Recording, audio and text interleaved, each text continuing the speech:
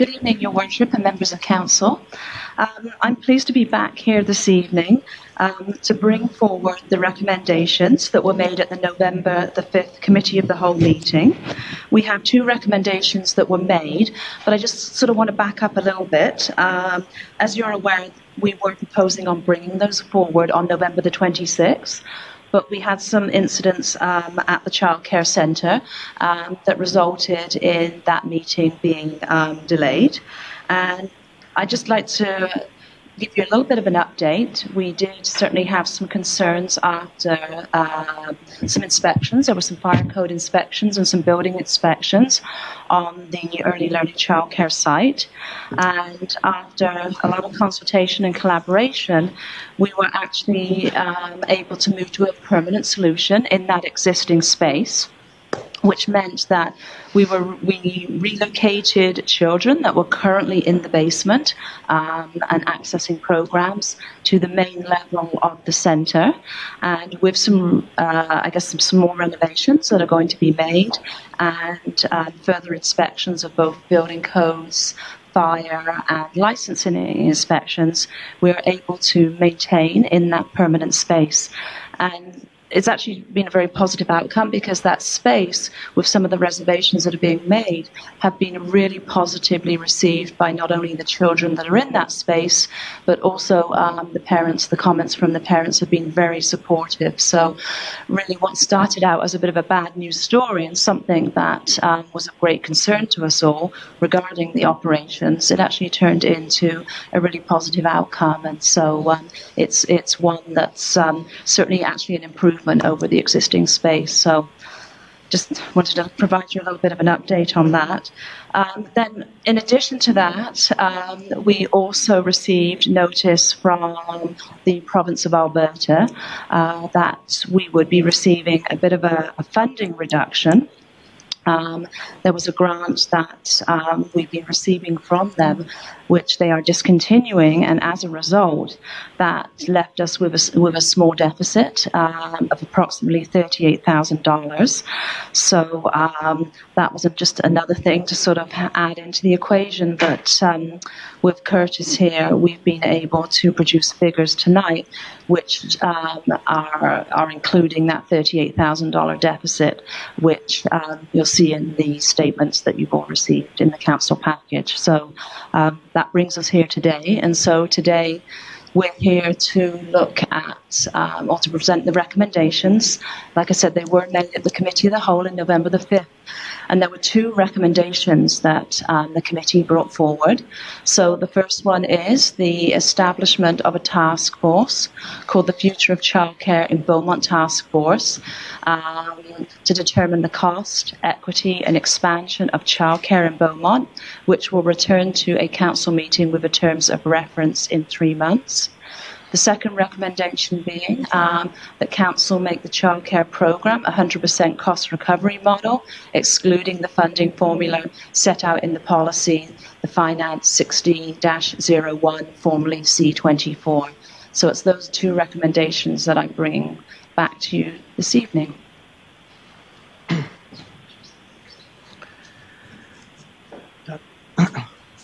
Okay, thank you very much. Appreciate your introduction to this thing. As we get going here, I got some opening thoughts before we open it up to council. We're at the end of what has approximately been a 20-month, almost 2-year road. It started out all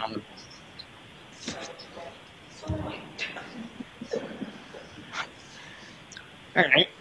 It started out 20 months ago with council asking for analysis based on the future of the child care to see if we could get the cost recovery or if there were other options to deliver service. And so we have spent a lot of time and effort analyzing our child care program in Beaumont. We've talked to staff, we've talked to parents, we've talked to residents, we've talked to council, we've engaged consultants.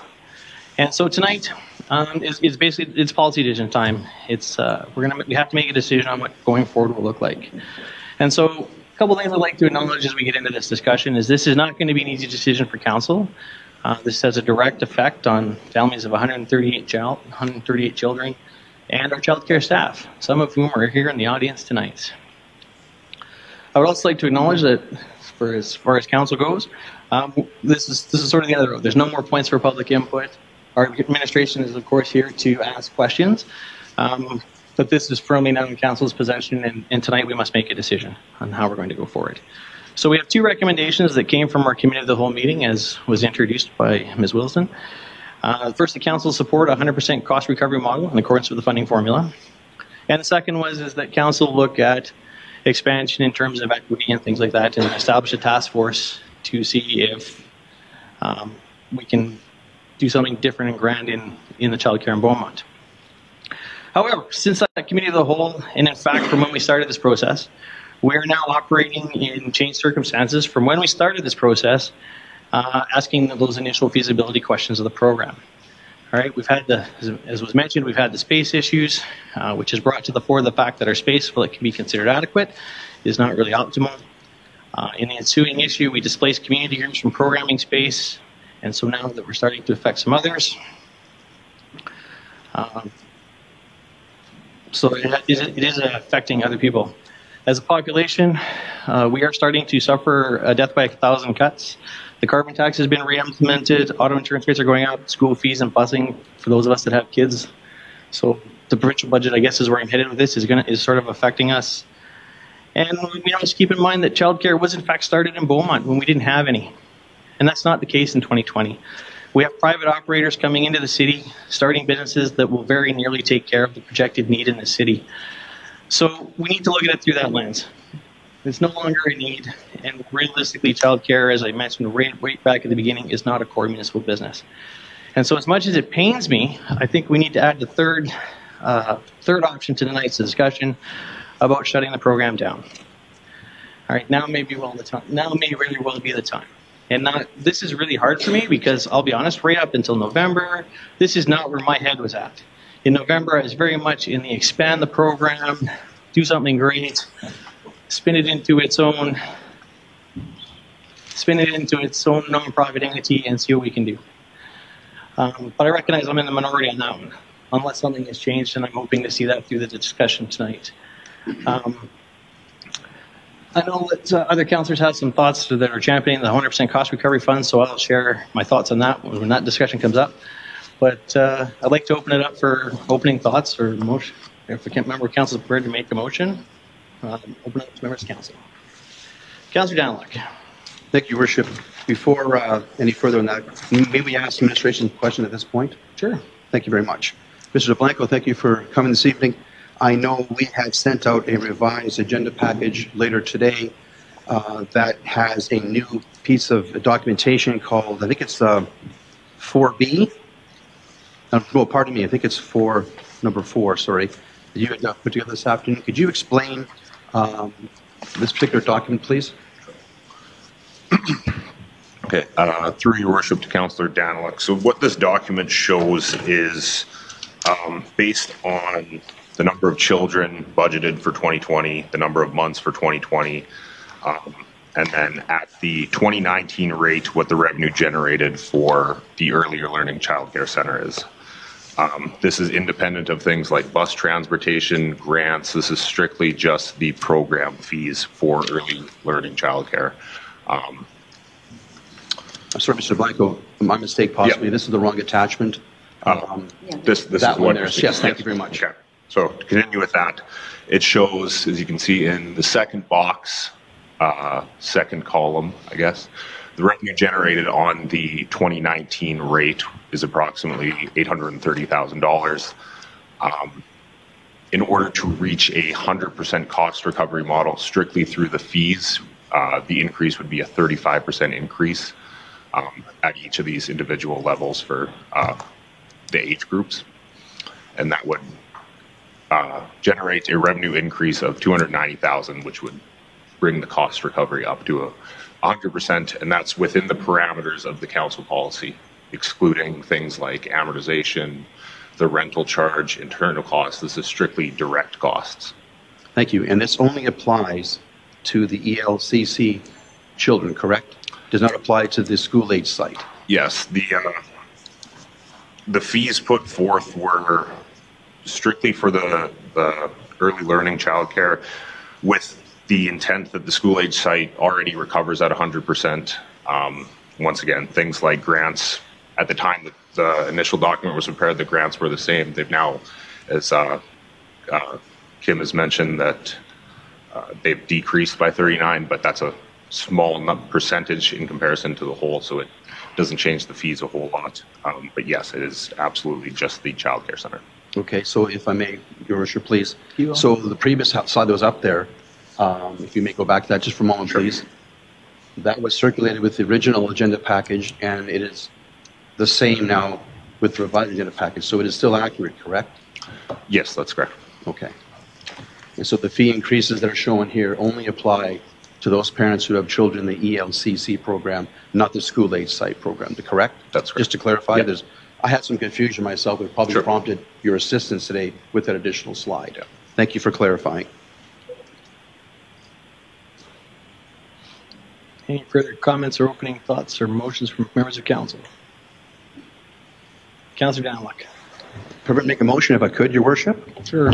If I may, I move that council implement a policy of 100% direct cost recovery to be implemented by the September 1 of 2022. Thank you. Okay, we have a motion on the floor. Discussion on the motion. Councillor Barnhart. Thank you. Thank you, Your Worship, and thank you to the administration for recapping for us. And if I could ask you, Ms. Williston, with your knowledge of the program, could you perhaps touch on the impact of what a 100% cost recovery, granted for indirect cost, for direct costs only, would be for the parents, the staff, and the program? And yeah, I know there could be many, but just highlights of that, please. Okay, Your Worship, through to Councillor Barnhart. So the implications of a 35% cost recovery are twofold. So it's increasing fees to parents and or decreasing costs, which would be salaries. And that attachment 4 that was just up there actually details some scenarios regarding to the percentages. It's the other document, the 4, yeah. So you'll see under the 2020 budget where it details fee increases, the potential percentages from 35% downwards, and the expense reductions are actually the salary decreases that would need to incur, or a combination thereof. If I could just follow up on that. I understand that the dollar amounts are here, but my question to you is, what would be the effect on the program? What would be the impact on the potential enrollment, the staff, et cetera, of these changes? Okay, so the potential impacts are going to be that there are parents that will no longer afford to have their children in municipal childcare. That's one of them. And then the other, I would say that the other implication is that you are going to be having staff that are going to be losing salary, which has implications on a personal level. So both of which are fairly significant, whether you're the parent or the staff. This will not result in implications to service delivery. Quality of care will still continue, so I don't see any impacts there, but I do certainly see impacts to the affordability for parents. And just one follow-up on that.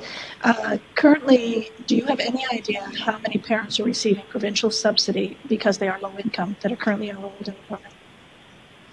In ELCC, there's 5, yeah, so 5 or 6. Out of the, how many do we have? Out of the 8. Yes, 78. Out of 78, about 5 approximately are receiving the provincial subsidy. And do you know if that's because there aren't more people meeting the program that are at that level, or do we have no way of knowing, I suppose, whether we're... Yes.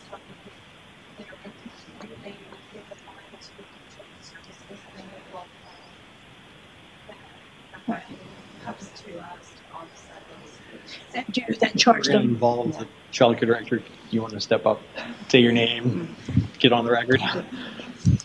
Bring a chair. Thank you. Jody Vesso, supervisor for the childcare program. Sorry, what was Ms. Vesco, I just wanted to clarify that the people who are receiving a provincial subsidy, you do receive money on their behalf, but they then also need to make up that difference, do they not? Yeah. So if 1,000 is the, just for argument's sake, the province doesn't go all the way up to 1,000. No, I don't know what they go to now. Yeah, the maximum amount for early learning is 546, and for before and after school care is 317. So a parent, if the fee was $1,000, the parent is paying $400 or $500 in addition to the provincial subsidy. Yeah. That's got to be unaffordable for some. Mm-hmm. So I'm surprised we have 5, but I'm glad we do have 5. Yeah. Okay, that's all my question for now. Thank you. Councillor Margoswine. Thank you, Your Worship. So we had this conversation on the 5th of November, and I was certainly supportive of the motion or the discussion to bring 100% cost recovery to the table here, particularly after hearing almost every parent say they'd be willing to pay a bit more to keep the program growing when we had that conversation at the CCBCC. But looking at the numbers, that 35% increase, if it's just solely on the parents, I just think that is, some people may be able to pay that, but I think that is going to provide or bring the majority of folks will be looking elsewhere. And it certainly means that lower income families aren't going to be affording it. We're still, yes, we've excluded the space rental fee and all those C and C24, whatever we're calling that policy. But we're still essentially subsidizing it in some way with that space. And it'll mean that lower income residents certainly won't be able to afford that. So we're subsidizing something for an exclusive club, which I think is the opposite of what we should be doing here. I just think it's unfair to put that 35% increase on the parents. I also don't think it's fair for council to be meddling in staff wages. We don't get into how much a lifeguard gets paid, how much a maintenance person gets paid. I think generally educators across the sector are underpaid for the value they provide, and for us to start dialing into that. So ultimately, I'm worried about it, the shutting the program down by a slow death due to lack of attendance and all the messiness that comes with that. We lose a couple of kids here. What does that mean? Do we have enough parents? Do we have enough educators there to provide that service? So yeah, I'm really concerned that this 100% piece ultimately is unaffordable. The last piece I'll say on this is the unintended consequences that I don't think we've really considered here of what cost recovery could mean. And 2 points on that. A lot of the other providers sounds like they model their rates after this, maybe not directly, but looking at it. So if our fees go up by roughly $400, the concern would be that the other private practices, whether they're coming into town or the existing ones, will look at that and model that after that. And all of a sudden we've now increased fees for everyone across the board. And so what does that do? And then, the flow-on effect there is all of a sudden people can't afford to put their kids in childcare here. So they're dropping them off in Edmonton all the way to work. And what does that do for the private businesses here, right? So all those unintended consequences for me, I can't support the 100% cost recovery tonight, and I won't be voting for it. I just think it's unfair to put that 35% on parents, and the unintended consequences across the board for the whole city here, I think could be something disastrous for the community as a whole. So those are my comments on this. Thanks. Councillor Randy Kirk. Yeah, thank you. I've got some comments and a couple of embedded questions, and I'll just go if that's good. Yep, have at it. Sounds good. Now, the cost recovery option is one where council would provide policy direction to administration, and then administration would figure out how to reach that cost recovery. In my view, the cost recovery option would actually involve creating a business plan in order to meet whatever required monetary targets we would end up creating. Question for administration: does administration have the resources required in order to put together such required business plan in order to attain cost recovery? CEO, you want to handle that one?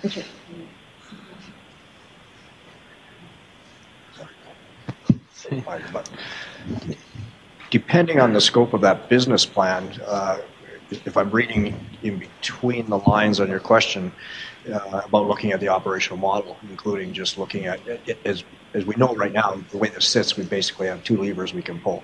One is rates increases and the other is salary rollbacks, and a combination thereof to get to the 100% cost recovery. If what you're suggesting is also looking at the business model and how we do business, then I would say we need a budget and some external help for that. Yeah, thank you.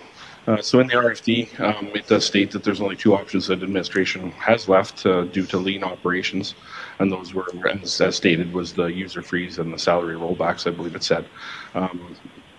Another question for admin: can you speak to any other costs that have been leaned out and or no longer options to be reduced? There must be some good news stories here about some how you're able to lean out the operation to get us to the point where there's only kind of two options left. Just some commentary around that.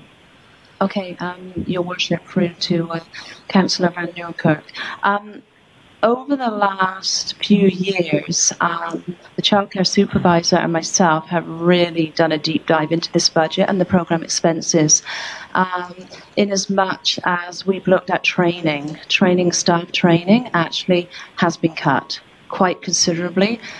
One of the ways that we were able to do that is for the childcare staff to take advantage of some of the training opportunities that FCSS can provide in-house. We do have staff and we do have supports that we can provide to support childcare. So that was an efficiency that we, was actually an improvement.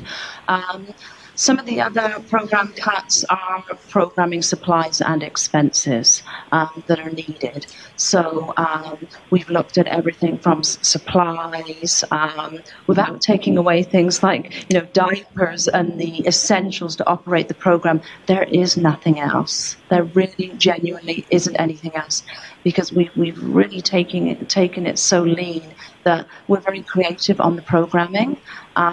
So we're using a lot of online ideas, programming from other places, being very mindful of the supplies that are needed. So maybe we're using more supplies that are less costly and that sort of thing. So we're not compromising the level of service, but we're certainly being more efficient in the tools that we're using to deliver those programs. So really, it's program expenses. It was some training.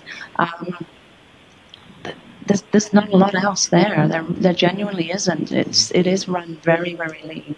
Yeah, no, it sounds like I think there's like I said, there's probably a good news story there about how resourceful the group has been, right? So, I commend for that we're to the point where, there's, two levers left, right? So I just wanted to make sure that, that was out there. Yeah. Again, in my view, for this service to remain viable into the future, the structure of the business would have to be evaluated. I won't get any deeper into that. I want to stay at the policy piece, but I submit that simply rolling back salary still leaves you with a workforce, comprised of, one level of training at the top of their pay scale, potentially stifling career paths. Attrition or staff quitting or moving on would be the only way for advancement. And, there becomes a bunch of hurdles like that in the logistical career model. And I'm sure that there's certain tasks that are split up upon seniority and all those kinds of things to get to where you're doing and what you're doing every day. And likely a mix of, providers in the long term would, make the cost recovery conversation right now an easier one to have. But in the big picture for myself, I don't want to be in a position to hear from users that costs have risen and service levels have been reduced. Cost per user will increase, and administration has stated that salary rollbacks and stuff would be the only other option. So, and then just speak to service levels if I could. Sure, go ahead. So, service level changes, as administration has said, how I look at the service level is that, we're looking at policies, procedures, protocols, and the number of staff that it takes to do those and to enact those. But in a sense, it's the people who deliver those services, each with a personal take on how things need to be done or can be done. That always has a propensity to change under any model.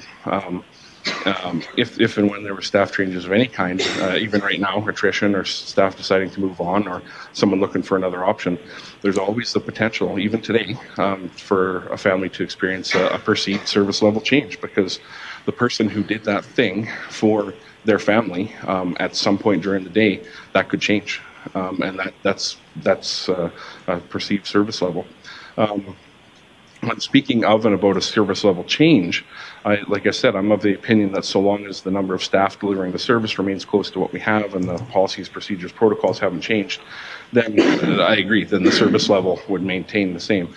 But I submit that the perception of the service level that is received by a user, there's people involved in that, and there's a personal touch handled to things. And so just those comments on service level change. So for myself, on the 100% cost recovery, I would say cost recovery to what?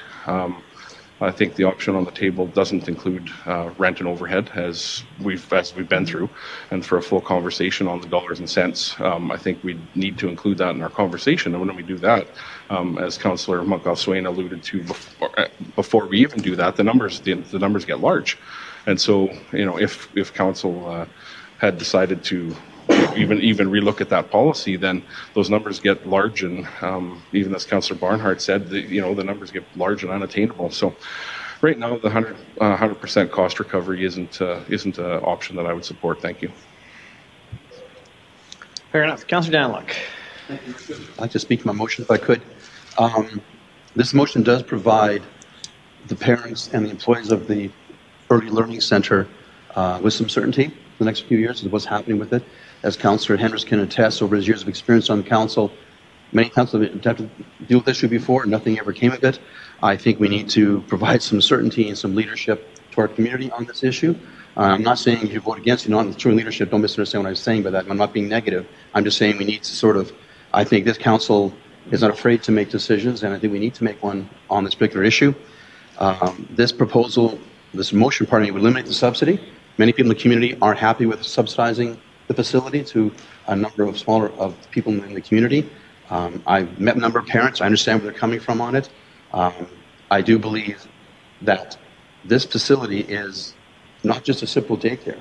My perception of this facility 3 or 4 years ago, it was a daycare. It's not. It's an early learning center. And it's a different level of service that we provide to these recipients than the average daycare out there from a stereotypical daycare would provide. That also has a cost attached to it. And respectfully to Councillor Montgomery-Swain's comment, I don't want to have anybody price for the marketplace, but I can't control where people spend their money, how to choose to spend their money.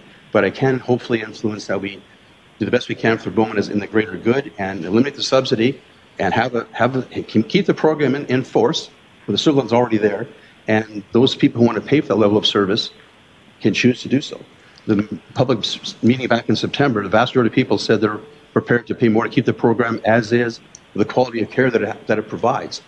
Well, I think we can give them that opportunity to do exactly that and get rid of the subsidy, which is fair to all citizens of Beaumont.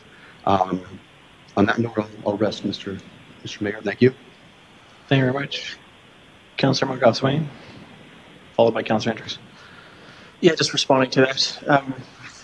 So I would submit that it doesn't provide the certainty. I just think with the dollars that are that we're asking parents to pay is too high to provide that certainty. I just don't think I don't think that's possible. And I'll go back to my other point. I talked about the unintended consequences. So the concern, yes, people, residents may not be happy that we're paying a subsidy, but right now, childcare rates are around that similar mark. And so if this jumps up $400 a month, right, per kid, then I worry what that's going to do for the rest of Beaumont, and all of a sudden we've got 100% of the families in this city who are having to pay more on childcare. So that's still the major concern for me. I definitely think your comment about making a decision, all that sort of stuff, there are certainly decisions that are still going to be part of this. I just don't think this is the right one.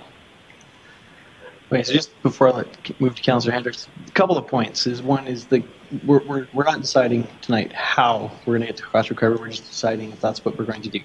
How we get there will be a task for our administration to do. No matter what in this scenario, I foresee two very angry groups. I foresee angry parents and angry staff. Okay, so there's no way to there's just no getting around that. Because the number that I remember from that night of the 5th of September was parents were willing to pay an extra $100 or $200. So therefore, the rest of that, out of 100% cost recovery, will need to come through the only other lever available to us, staff wage rollbacks. And we still haven't even got into the lens of expansion and whatnot, and the space needs that we're going to have to put some time, effort, and money into. The question I have for council tonight, and I'm not looking for an immediate answer, so I need you to think about it. If we were presented this evening with Art Childcare as a business case coming in as a new program, the way it's currently set up, would you vote for it? Councillor Hendricks. Yes, sir. Thank you. Just to the administration on Grant Thornton report, page 36 of our document, 36 or 196 of our document. If I could ask you to please look at figure 6, option 2, and if you just like to hear your thoughts on figure 6, option 2.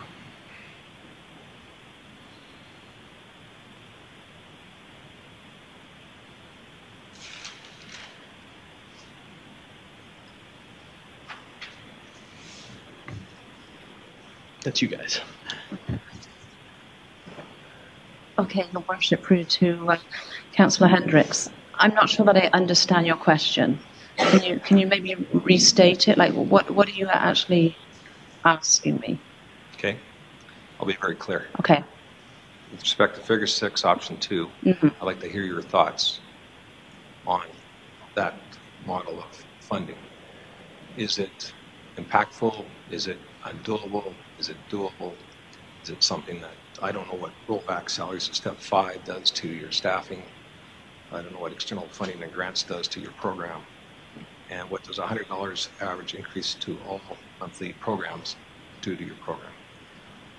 Okay, Your Worship, to Councillor Hendricks. This particular figure, as indicated there, it is a moderate increase to fees and a moderate decrease to salaries, which I would suggest would be possibly preferable. The difference with this particular option is that there is the ability to factor in additional fundraising, additional ways to generate some revenue for the centre. What that entails, I'm not exactly sure, but it certainly is another option that's identified. And it obviously would have a lower impact on the parents as far as an increase, and obviously the staff that are there. So it throws in that other option of the fundraising piece, which, do I know in this economic climate if that's a realistic figure to be able to fundraise? I don't. I couldn't answer that for sure. It's just another option that you may want to consider as council. Well, how to get there's actually an administrative responsibility might be an option that the administration would want to consider and bring back to us. Councilor Hendricks, follow up? No, I just wanted to get the temperature on that option and see if there's support from the administration based on what you're hearing from your parents, certainly from staff, and certainly what we're trying to accomplish here tonight. Councillor Margot-Swain. Thanks for bringing this one up, Councillor Hendricks. I think the reason why I initially supported your 100% cost recovery option, I was looking at this exact number, this exact figure here. That made sense, right? But this was the consultant throwing some general numbers around, right? Now we get the real numbers of what it actually impacts, and shows that figure 6.2 isn't realistic based on the numbers that you're showing us. Like if you showed us the formula that you could get it to option 2, figure 6 there, then yeah, that makes sense, because I think, I heard the same thing. People are prepared to go $100 a month, right? An option to do some fundraising. That made sense. That's why I was on board, right? But I interpreted that as that was the consultant getting obviously some numbers, but not being able to do the deep dive. That now we've got that rollback thanks to our wonderful provincial government, that we don't have that funding there. So all these numbers to me, and correct me if I'm wrong, but these numbers aren't accurate. If they were accurate, if this was an option, it would be in our package as an option, would be my estimate here. So correct me if I'm wrong, but if this is an option, let's talk about it. But what you presented in the agenda package, not this Grant Thornton report, is the realistic numbers, and that's what I can't get behind. I can't get behind that $400 a month increase. So I don't know if there's a question in there, or if you want to respond to a comment on that. Through your worship to Councillor Monkhouse. So this option would be similar to attachment 4, the second column from the right, if you guys want to pull that up. Which one? I guess it was attachment 4B, sorry. There we go. No, this one. So 10% increase to fees would require a 12.5% decrease to expenses, obviously via salary reduction. As you can see in the fees below, for each of them that approximates about $100 fee increase across the board, but once again it would require this expense reduction. Also in that figure it said there would be an additional grant fundraising of roughly $46,000. Well, that number would actually now include the grant that we've lost from the province, so an additional $39,000. So it'd be, fast math, $85,000 would require additional grant fundraising money. So what will take this monitor rollbacks and stuff, your share all comes. Yeah.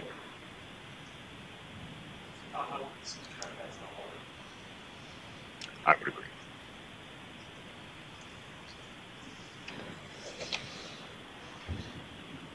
Further comments from members of council. Councillor Hendricks. Your Worship, so that's where we brought in Grant Thornton. We went through an accounting exercise, and certainly I can match up documents here and here that are different again, percentages that are different there and here. We also have the child care deficit funding document that suggests what the percentages should be by way of council resolution, which has got a 20% gap, 35% gap here, 31% gap in here. So there's a lot of moving parts to this puzzle. I don't know what rollback salaries to step 5 is to you, but you're saying it's a 12% hit to take them back to step 5. Are they all at step 5 or 6? I don't even know where the grid is. But I'm assuming that that's a number that you can indicate that takes you back to step 5. Certainly Grant Thornton would have had full access, I would think, to the accounting, because this whole issue has been an accounting issue. So how can we have a gap between Grant Thornton and the city of Beaumont? Or do we? Through your worship to Councillor Hendricks, based on the numbers I'm seeing, there isn't the gap that you're seeing there from what I see. The rollback as proposed in that figure would be inclusive of the school age site. The numbers Grant Thornton would have used would have been potentially 2018 budget numbers, potentially 2019. The numbers presented in these figures for attachment 4 and 4B are based on budget 2020 numbers.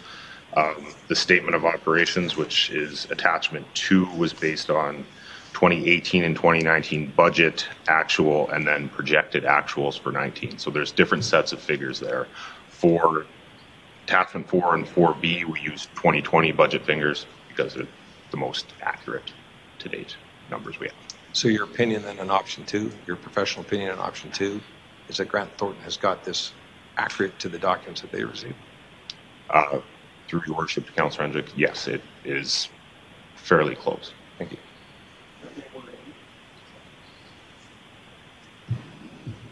I think the hold-up is that their wording is they use the word moderate, right, with no qualifier. If they put in 12.5% in there, then sure, that would But it's that word moderate that people are like, well, moderate, okay, let's see what those numbers come out. And you come out and show us that, yeah, you can get to that $100, but a moderate is 12.5%. Councillor Barnhart. Thank you, Your Worship. And I'll just weigh in here and say I don't think the question is about the money. I really don't. I think it's whether we think publicly funded daycare belongs in Beaumont and whether we want to keep it. Because we can be talking about how much we're going to charge and how much we're going to decrease till the cows come home. And it's still coming out of public funds. And I personally see the value in that. I know everybody doesn't, but I personally see the value in that.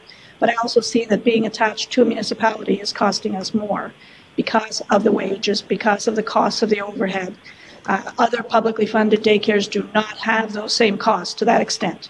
The wages, I definitely don't want to see them rolled back. I think they deserve that plus more. But when it comes to the overhead that we're not even considering in the zero cost recovery, that cost doesn't have to be that high, but it's because we have a municipally funded system that it is that high. So that's why I will be voting against zero cost recovery, but I don't want to leave it at that. I hope that the second motion makes it on the table to look into this further for a governance model review.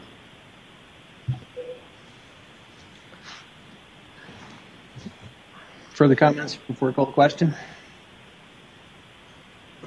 Councillor Daniluk, your motion, you want to close? Thank you. I do respect all of council's opinions on this.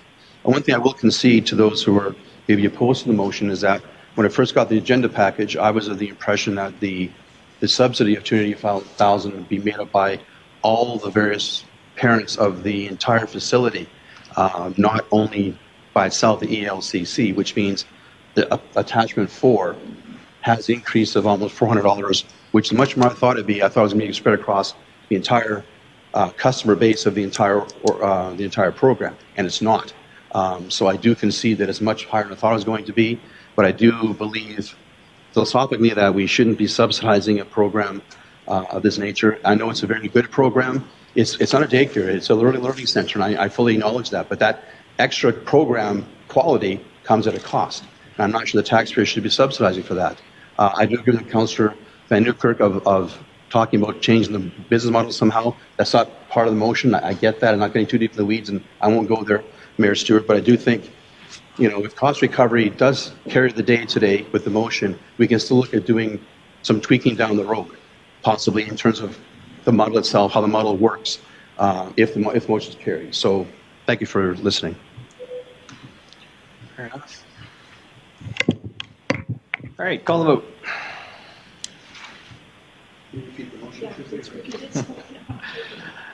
Ms. Winter. Thank you, Mayor. Through you to members of council and the public. Councillor Janilek moved that an implementation policy of 100% cost recovery by September 1st, 2022. Direct cost recovery. 2020. September 1, 2022. All in favor?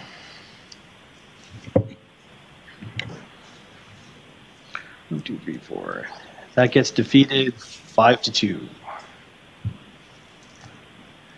All right, so that brings us to topic of, hang on a sec, gotta get back to my page.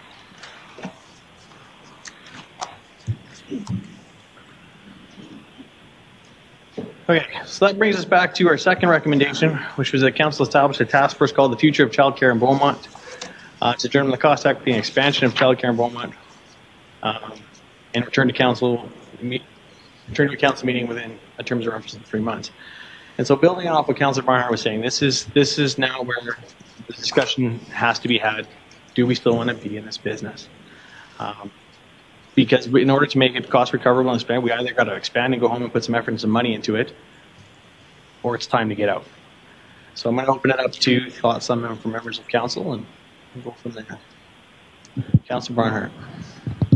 Thank you, and I'm pleased to put this forward. And I know that the word expansion kind of slipped in there, and I wasn't sure what I was thinking when I said that, but then afterwards thinking about it, I thought, well, perhaps that is the way to make it cost effective. And if this is a good program, a very good program for the parents that are there now and the children, then it could be an even better program for more children.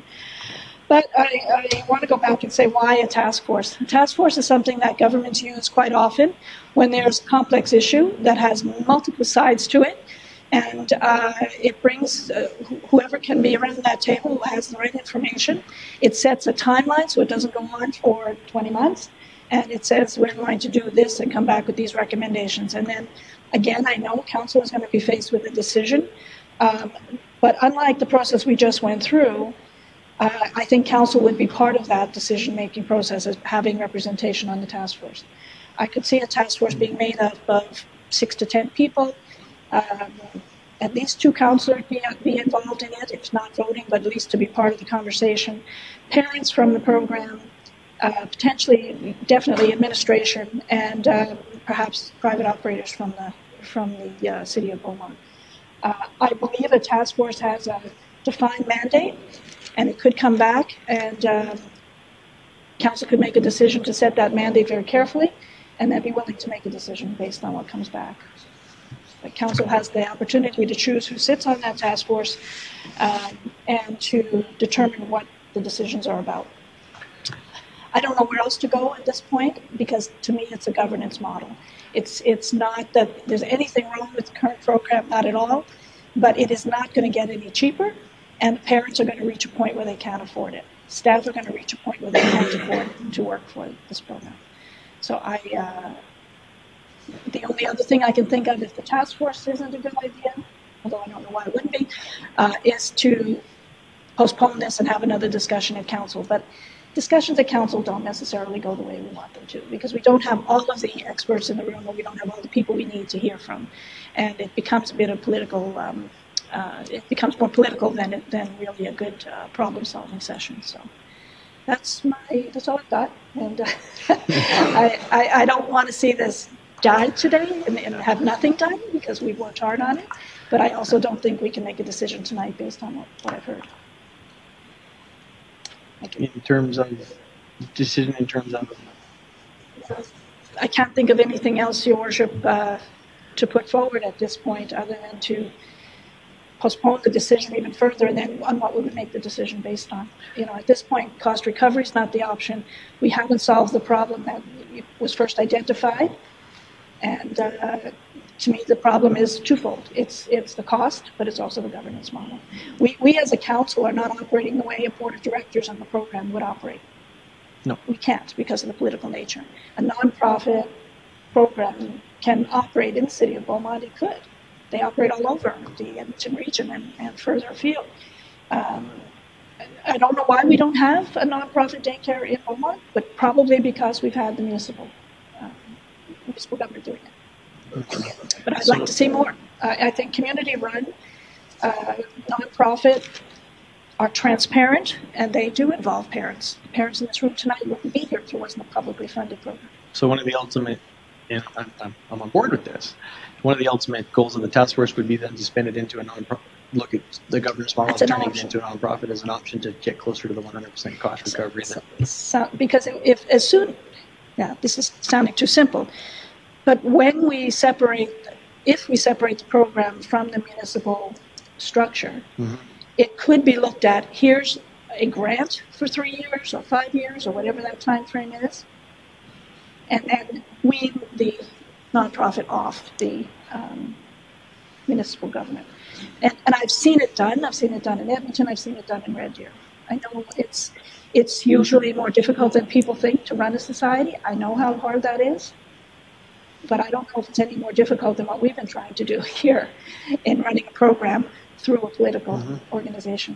And I don't think it's fair that because the staff work for the city that their salary should be frozen and others not. So to me, that's an inequity if we keep it the way it is. So I hope I answered your question. Yeah, you answered my question.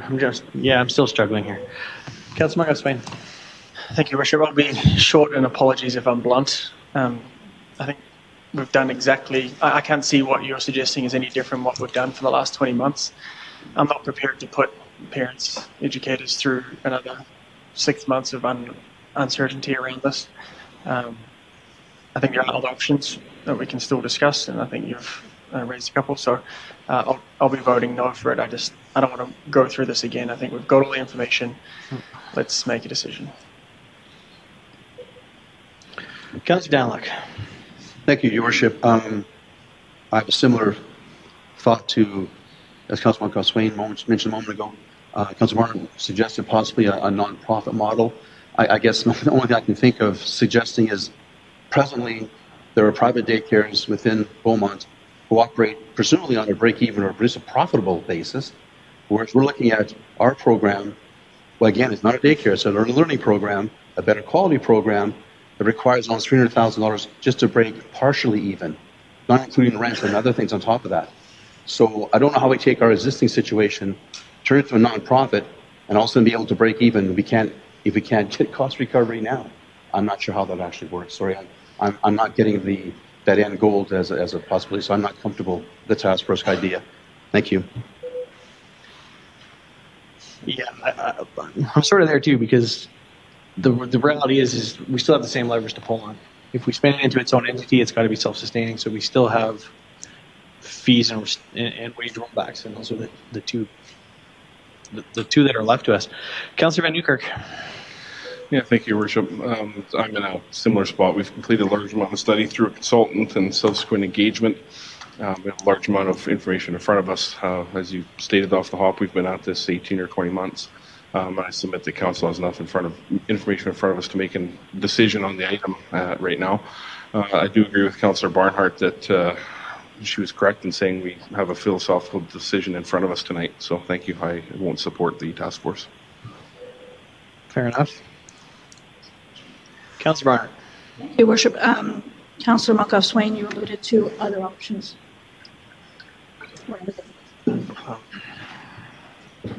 Councillor Moncalfe-Swain. Yeah, I think. Hang on a sec. Ms. Minter. Thank you, Your Worship. Procedurally, I just wanted to point out that there's currently not a motion on the floor, and you are debating a motion that sits up there, and I just wanted to know if you're going to be moving the motion to start debating it. There's council members procedurally that are standing and putting themselves in places on whether or not they're for or against, and currently there isn't a motion on the floor. Well, that's my mistake. I thought Councillor Barnhart had moved it. But please. Councillor Barnhart. Thank you. I will move that council establish a task force called the Future of Childcare in Beaumont Task Force to determine the cost, equity, and expansion of childcare in Beaumont, which will return to a council meeting with the terms of reference in 3 months. All right, so back to the debate. Councillor Moncalfe-Swain.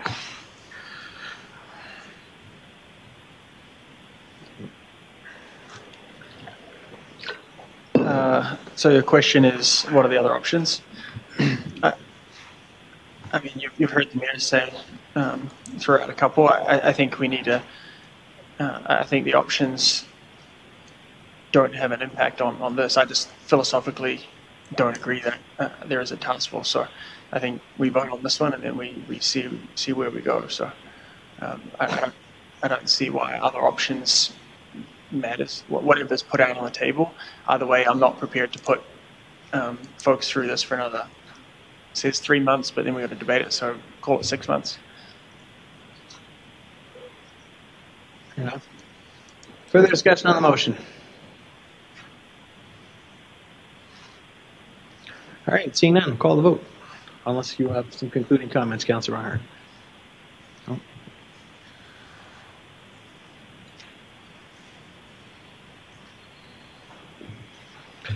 And the task force is defeated 6-1. Okay. All right, so that leaves a philosophical discussion among council members. So the question is what do we want to do? I really don't want to leave here tonight without having some type of resolution to this. Councillor Hendricks. Let's go back to page 36 of 196 in our documents. Let's go to option 2, figure 6, and let's put that option on the table for debate and vote. And I'd move that we consider figure 6, option 2, and that the costs involved and the dollar amounts that are stated,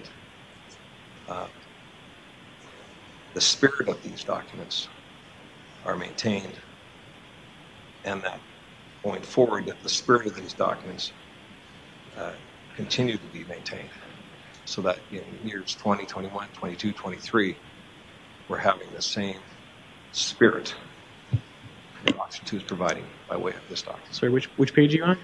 I'm on page 36 of 196. 30.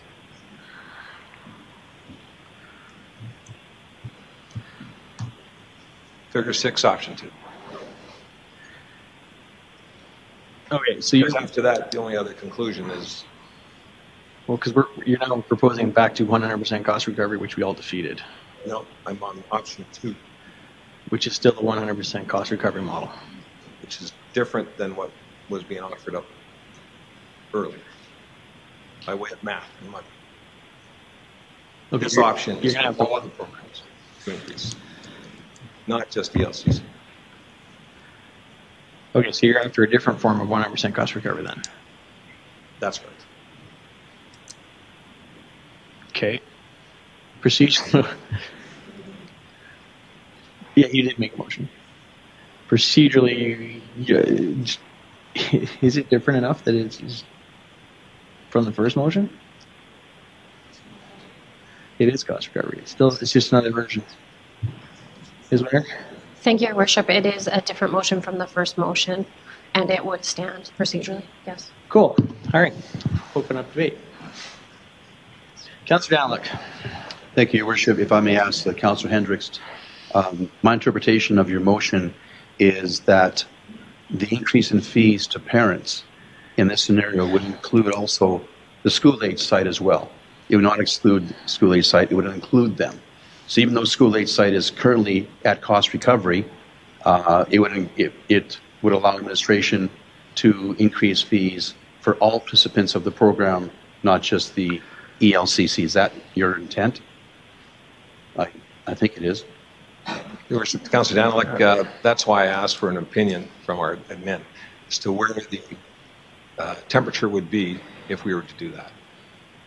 And I thought I heard a fairly moderate temperature attached to the response. Okay. No, I'm just wondering. All right, so where I'm struggling with this is it's very similar to the first motion, and it now comes with a fundraising component of a fundraising component. All right, because like I'm not too enamored with pegging admin to this specific option. They still have to be able to look at a fee increase, a salary rollback, and now a fundraising component. So I don't think I'm quite there with you, but Councillor Barnhart? Worship, that was going to be the question I had for Councillor Hendricks. Councillor Hendricks, could you elaborate when you said going in this direction?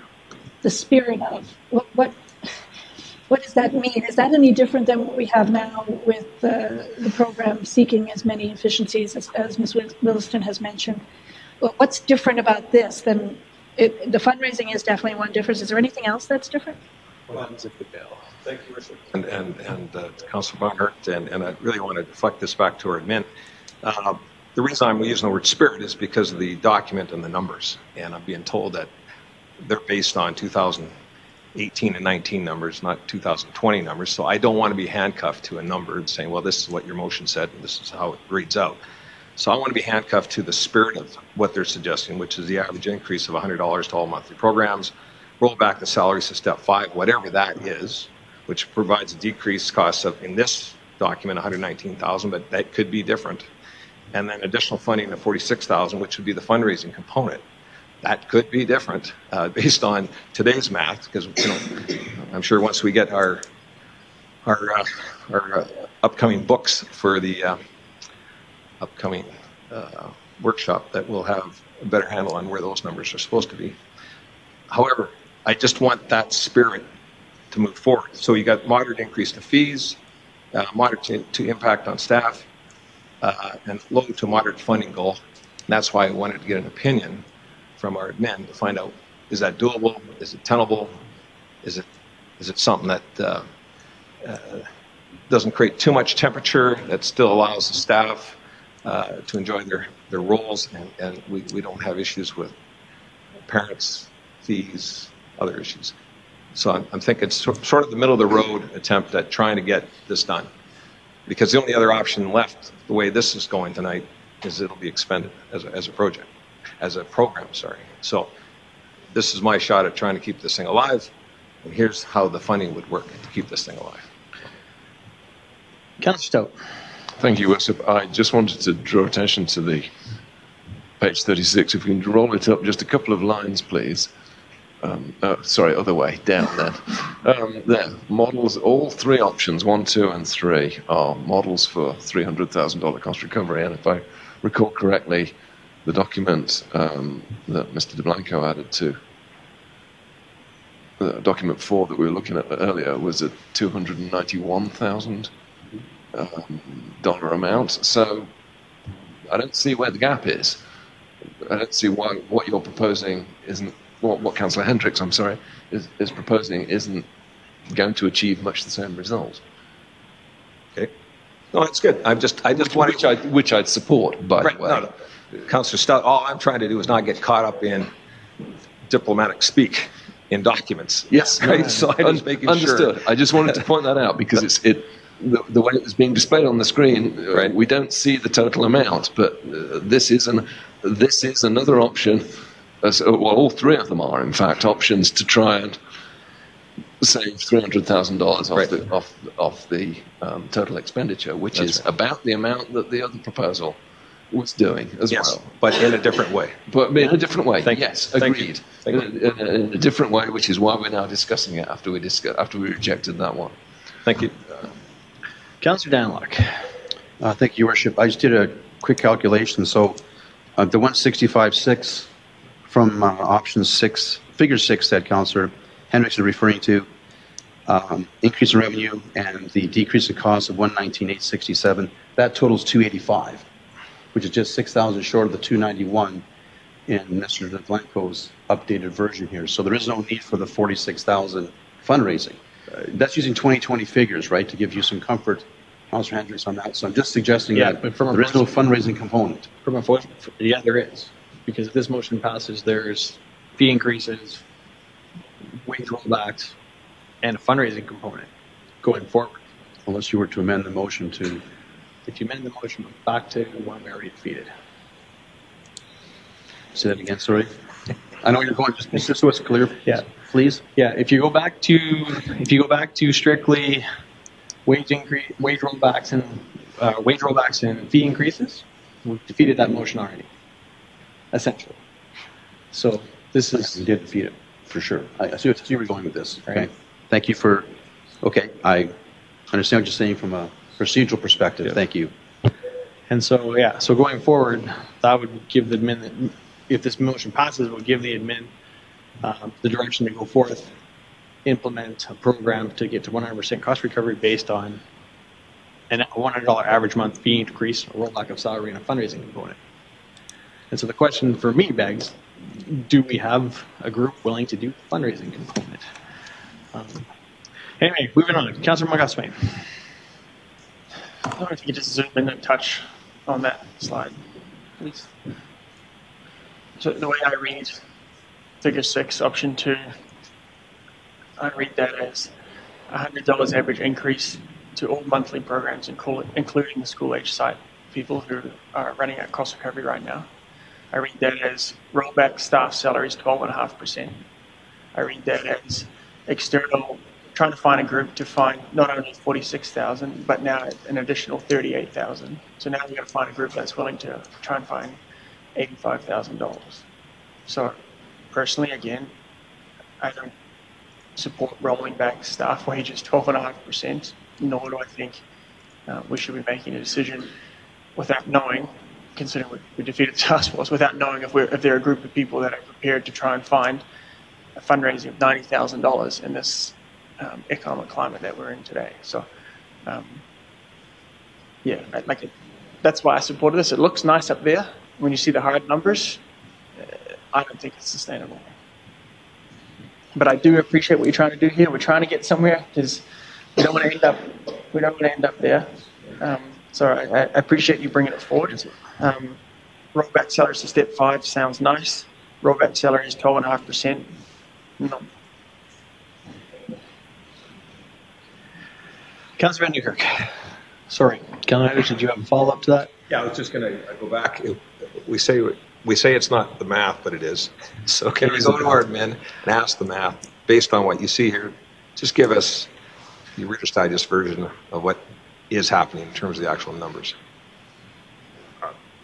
Through your worship to Councillor Hendricks, just to clarify the question, you're referring to figure 6, is that correct? I'm still on figure 6, option 2. Okay. Thank you. Like I alluded to before, that option would fit somewhere on attachment 4 between the fee increase of roughly 15% or 10 to 15% and an expense reduction of 10 to 12.5%. Once again, this is independent of the school age site. This is independent of the additional grant funding, which would be roughly $85,000. So once again, we'd have to go back and look at the numbers to get hard figures on that, but it wouldn't vary greatly from that. Okay, taking me back to the school age site.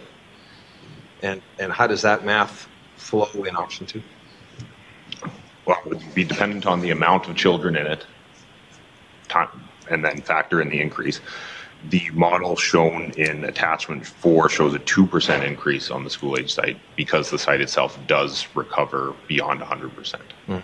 So factoring in the additional revenue from there, that would decrease the amount of salary rollback that we required and potentially the amount of external funding. Okay, so take me to the average increase to the programs is around $100.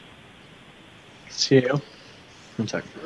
Go ahead, Curtis, you can answer that, but I just wanted to talk a little bit on the salary side, but you don't have this information in front of you, but I do. No. Okay, go ahead, Kurt. Unless... Sorry, question is? So we start with a new number, right? Councillor Stout came up with 291. This number works with a different number. So you would factor in on a percentage a new number, which is why I kept talking about the spirit of this issue, not the actual numbers. But now we've got Councillor Sam Swain has come to actual figures and hard numbers and 85,000 and other numbers that are now playing into this. I just need you to give me a clean sheet here. What's the numbers? Through your worship, Councillor Hendricks, the numbers on attachment 4 are the most reliable figures to use. So if we're talking about a $100 increase to the school age site, that would be approximately a 20% increase, depending on whether it's September to June or July to August. See, you had a couple comments? At the risk of confusing this even more, I want to throw out a couple facts on the rolling back salaries to step 5 and a predominant difference between what Mr. DeBlanco is explaining. And I just want to clarify this, to a mandatory rollback to step 5 will affect the employees considerably different. There'll be some folks that will require a 2% rollback, and there are others that will require a 20% rollback to meet that number of 119. So the notion of, and the spirit of your motion, if it is to maximize the increase to monthly programs at $100, then I would argue that let us come up with the formula for the second half to make up the difference in funding. If we go strictly with the way this is worded, it's going to affect some people significantly. Okay. No, that's fair. I appreciate the clarity. Thank you. Councillor Newkirk. In addition, the piece I was going to bring forward there was stated by Councillor Monkoff-Swain in this option. There's the $46,000 500 plus, as Mr. DeBlanco said earlier, doing the quick math, that gets to 85, which is fundraising, and that's based on the provincial budget, not including that additional $38,000 grant, right? And so that number sitting there, 46,534, is really 85-ish. That needs to be fundraised every year, and that's a significant amount. So that was the point I was going to bring forward, and it was also raised by Councillor Monkoff-Swain in his preamble. Thank you. Councillor Barnhart. Thank you, Worship. And just a question. Is the $100 average increase to all monthly programs $100 every year? Does it go up every year for a number of years, or is that one time only? Through your worship to Councillor Barnhart. So in the past number of years, fees have increased 2%, inflationary increase to cover inflationary increases to expenses. The $100 increase would just be a one-time bump, and then whatever 2%, 3%, whatever the inflationary increase is every other year. And how is that solving that problem? Well, it's back. Sorry, but I go back to that again. It's another, for me, this is still another shot at 100% cost recovery, but it's easing the fees, having an extraordinary impact on our staff, and putting a fundraising component in that begs the question, what happens when the fundraising fails? And then we're right back to this again. So, yeah, that's which brings us back to, if we're going to, goes back to a governance model and a transitionary thing, and we already defeated that. But we could bring it back if somebody on the winning side of that one brings it back. So pretty much. And so that would be, so that's sorry, I'm working this through my mind as we go here. But yeah, so that's what would have to happen. Because what happens in a year if we don't hit the fundraising target? Yeah, we had a motion on the table, but I'm still thinking out loud. So are there any further comments or questions from members of council? Would you like 2 minutes to think about this one? No.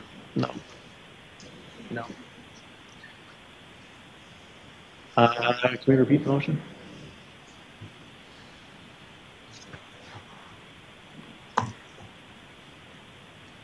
Ms. Winter. Thank you, Your Worship.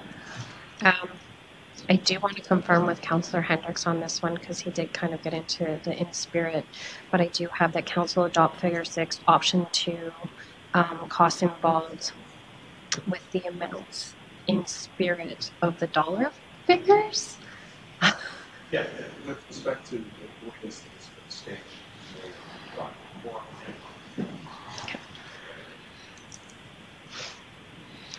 Is everybody clear on the motion? No. All right, we need to clear a motion. So.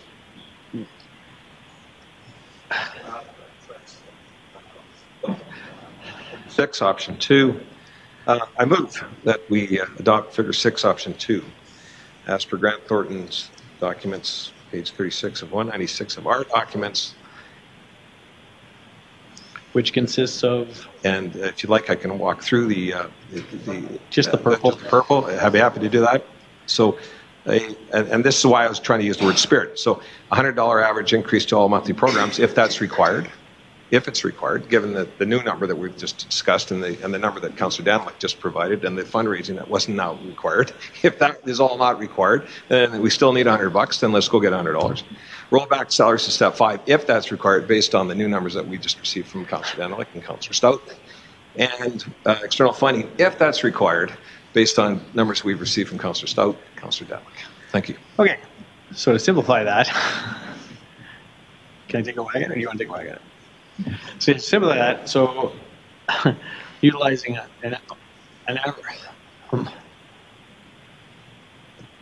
utilizing a small average increase to all monthly programs, a rollback of salaries, and external grant funding in proportion to figure 6. Based on a number, I believe, of 291. That's 2020. That's where I'm starting. Number. That's my baseline. So thank you. It's cost recovery, 100%. Thank you. That's where I'm starting. Councillor Magoswin. So the only clarification I'll make here is we're not gaining money here on the grants. We're losing it, right? So we need to now find 85,000. So it is the purple line, $100 average increase to all monthly programs, roll back salaries, and find the difference in external funding and grants. That's the motion that's on the floor. Yes. And personally, I think it's going to be very difficult to find $85,000 in fundraising. Yeah. Councillor Barnard. I think Councillor Malkoff-Swain said what I was going to say. The fundraising is not doable from what I can see right now in the community and the childcare field. It's a very difficult go to get that kind of dollars for anything that's not, well, I shouldn't say that, but I think there's certainly a lot of charities out there that are looking for money, and I think it'd be very difficult to get $85,000. I don't know of any grants that we could apply for. They've been cut back. They haven't been added to. So I would say I appreciate the spirit of where Councillor Hendricks is going, but I don't think it's doable for the reasons that we said before.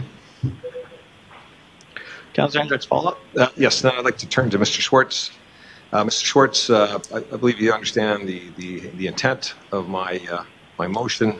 The physical piece, the execution of that motion would really lie in the hands of the administration, and I'd ask for some guidance here as to how you would proceed if this motion was to proceed. Yeah, thank you for asking me that question because I'm trying to sort that out. But let me try this. I think I've got something straight in my head.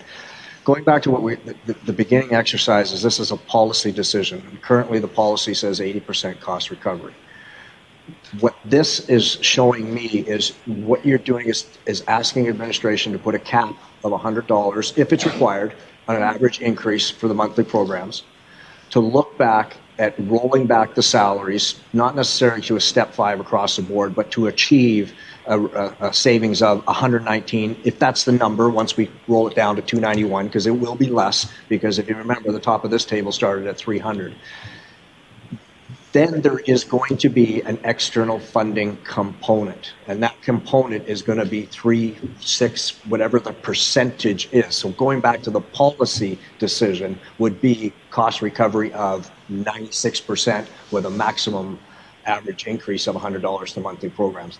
That's how I would proceed with this if you pass this motion, but I would seek further clarification. So I don't know if I'm missing it. No, that's fair. That's exactly right. That's where I'm reading it. Councillor Margot Swain, final thoughts? Final thoughts are, yeah, I think you're close. I just think to find that additional $85,000 is not through fundraising. I think in order to keep this going, we'll have that discussion soon, I'm sure. You're next. There is always the fallback position of the taxpayer to find that. Which is, yeah, essentially where we're headed. Councillor Hendricks. Your Worship, back to Mr. Schwartz, if you could just expand a little bit on the $85,000 number in the context of this discussion.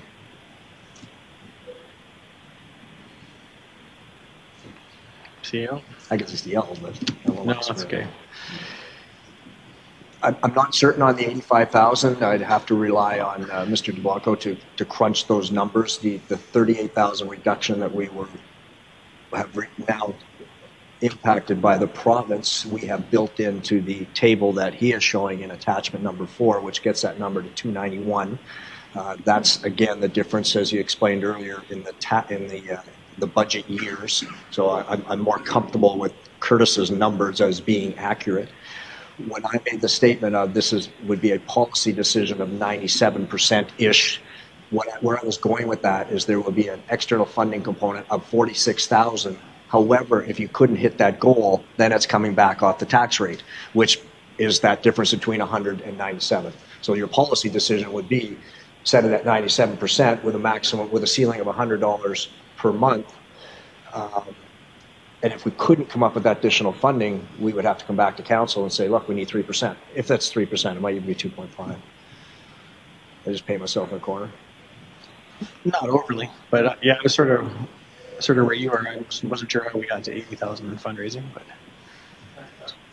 sure. Let me try. So this report came out before the province announced that they're cutting back that particular grant. Yes. So option 2 talks about it gets $100 average gets us a certain amount of that 300,000 back. Rolling back salaries to step 5 gets us to a certain percentage of that 300,000, leaving us with an additional 46,534 that we would need to fundraise in order to get to 300,000. Right? You're with me there. Yeah, I'm with you there. Okay. Now the province, our friends, have now said we're not giving you that 38,000. So that's why I'm adding 38,000 on top of 46 to get to 85, because that 38,000 comes from somewhere. Does that make sense? That makes sense. However, the part I'm struggling with is the 2020 number, which incorporates the 38,000, is only 291. 100%. We're all clear on that, right? And if we're talking about the 2020 number, then we got to get rid of this report because the numbers are out, right? If we're looking at the 2020 number, then let's go to it. This is actually going with your way. If we hit the 85,000, we're actually recovering more than 100%. Because we only need 291, This gives us an option for 300. It already includes the grant reduction in 291. So we don't need to fundraise it. We need to fundraise whatever the percentage of 46 is.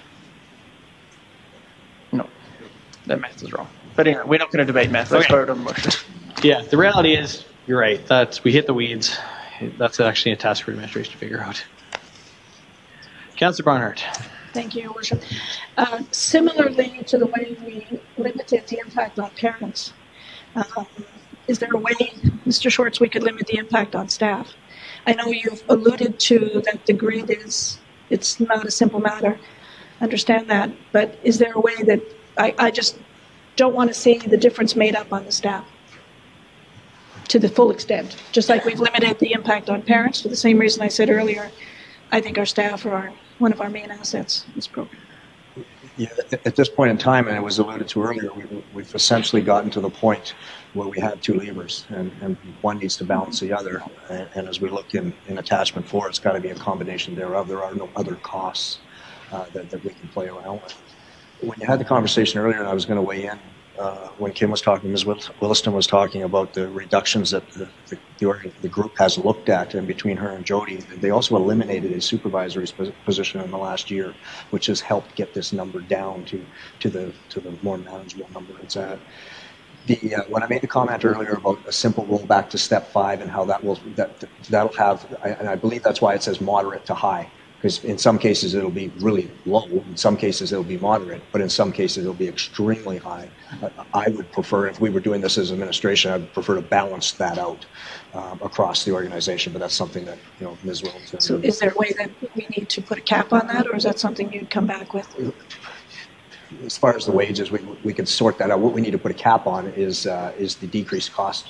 And if it's 119, or it's a little less than 119, because Curtis is using more accurate numbers, which is essentially where the difference is here in the 300 and the 291. So 300 is based on a different budget year, some more generalization, and as we've been improving how we're tracking, Curtis has been able to nail this down to a tighter number, which gets us to the 291 for 2020.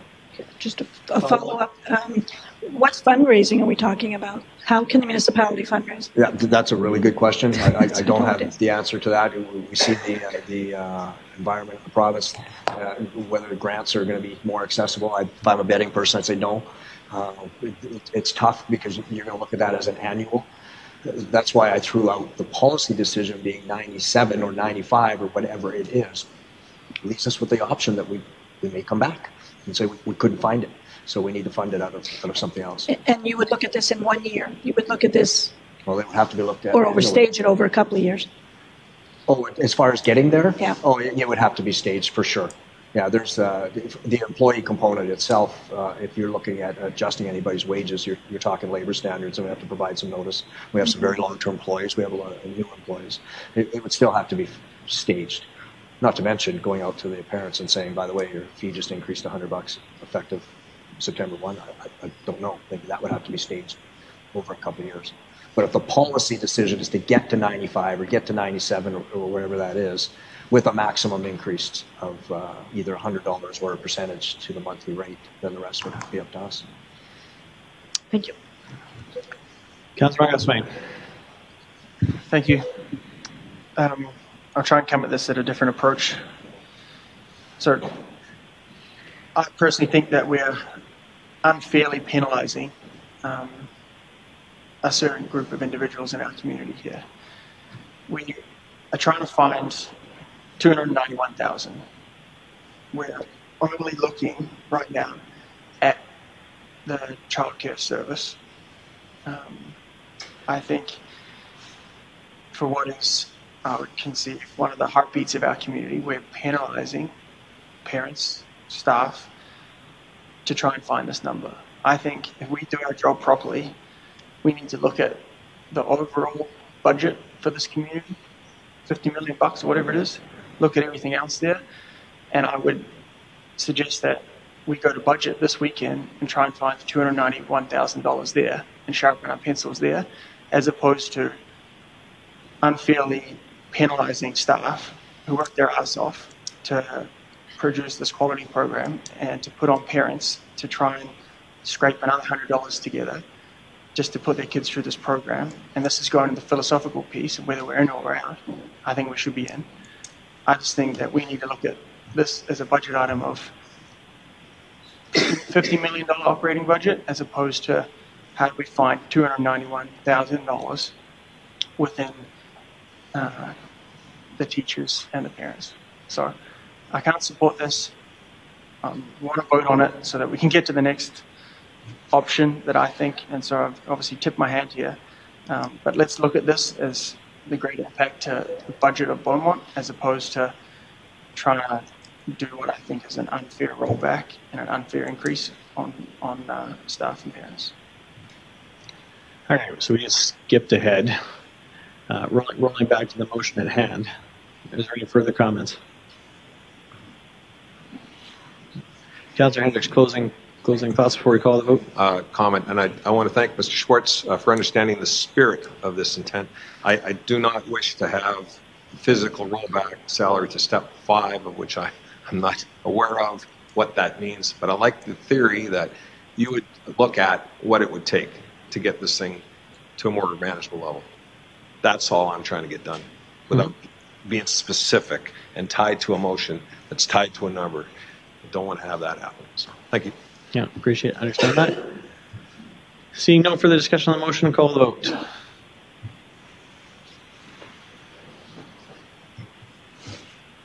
And that gets defeated 4-3. Stop the vote. All right, so we're going to take 5 because we've been sitting for an hour and a half. Need some time to think.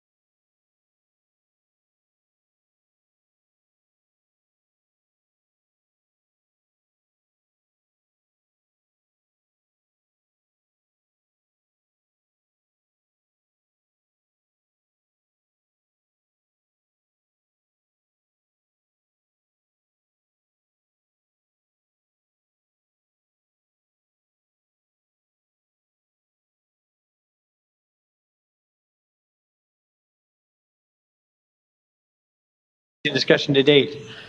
And so it brings us to the point, we've talked about 100% cost recovery, we talked about 97% cost recovery, we talked about a task force. And so there's, in my mind, and council can change it, we got two questions that are left. We need to decide whether or not we're in or out of this game. And if we're in, the second decision we have to make is what level of cost recovery are we going after? And so the next discussion I want to have is are we in or are we out? So I'm going to move that we shut the child care program down. All right, because I want council to have this discussion and I want to hear what council has to say.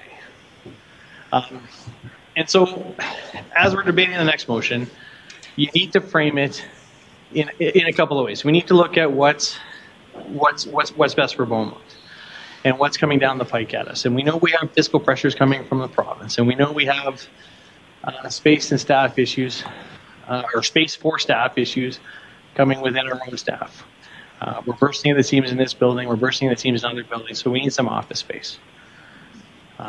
They got to go somewhere. And so as I sit here and think about it, it still goes back to me. It still all goes back to the same thing.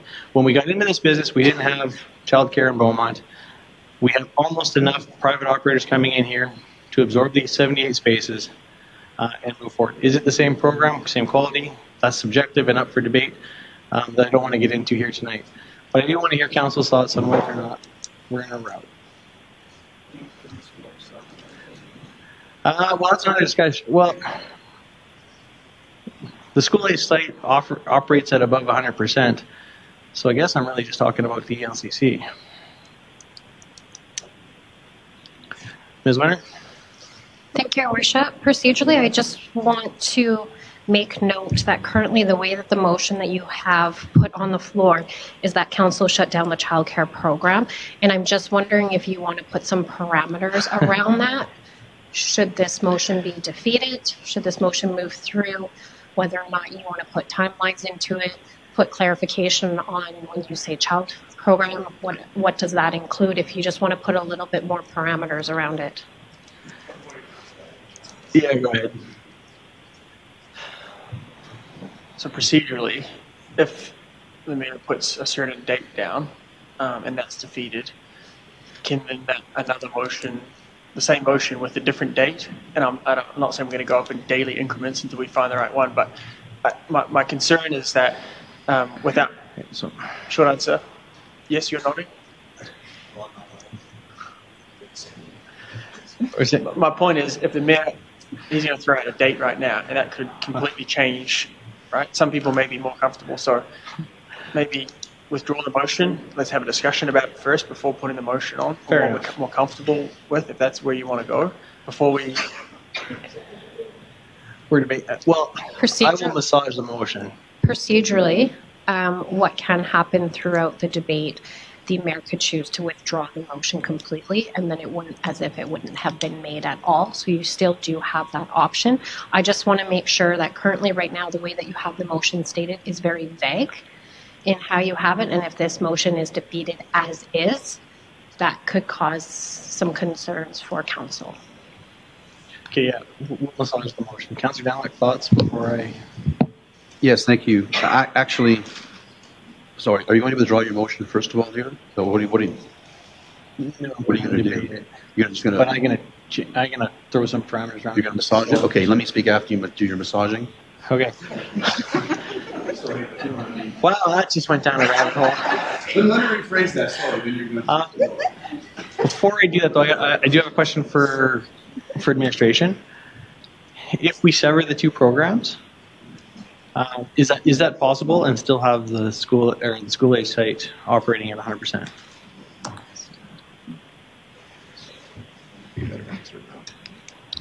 We'd have to look at the figures, but we need to remember that some of the staff that are currently running the after-school care site go to the early learning childcare centre during the day to offset some of their programming, because the before and after school care program is just before and after school care. So Okay, good enough. Yeah. I can work with that. Okay.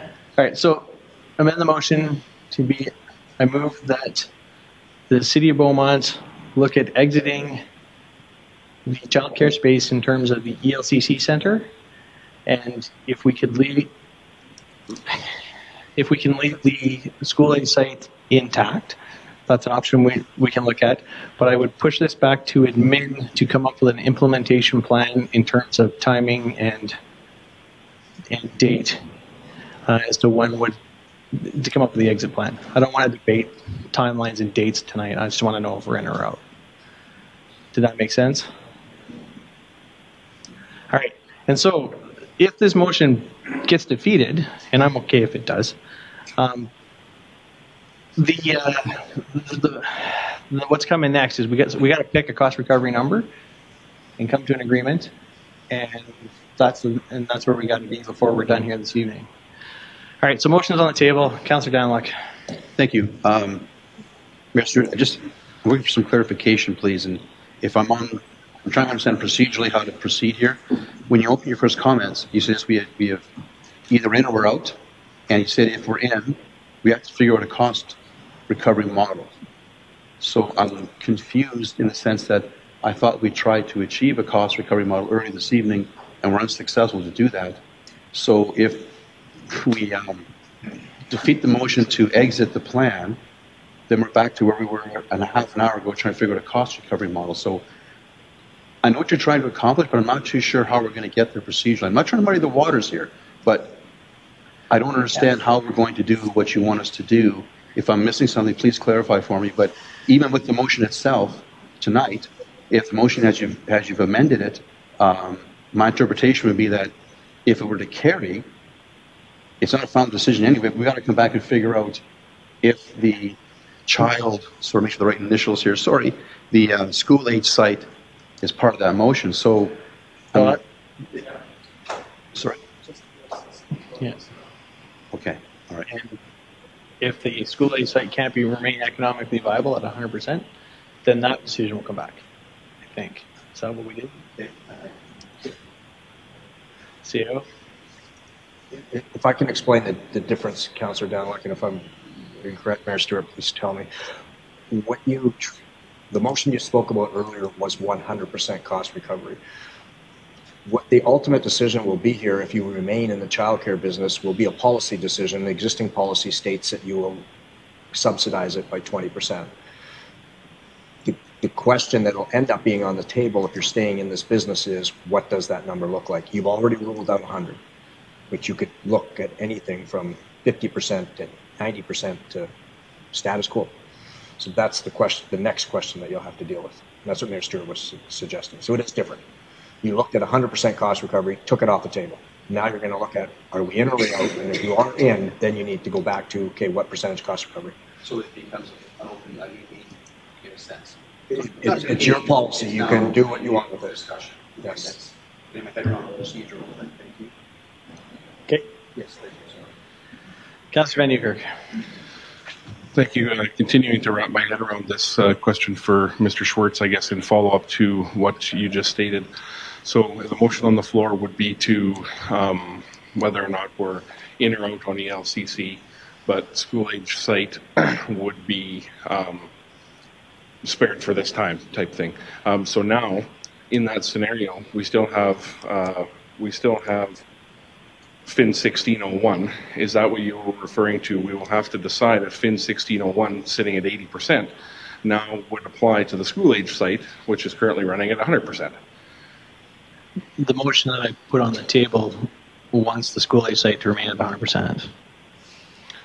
To remain, otherwise it goes to. Okay, thank you. So then I believe that the move that goes right alongside that is the reevaluation of FIN 1601 then. Yes, correct. Okay, thank you. Just had to wrap my head around that. Thank you. Councillor Stout.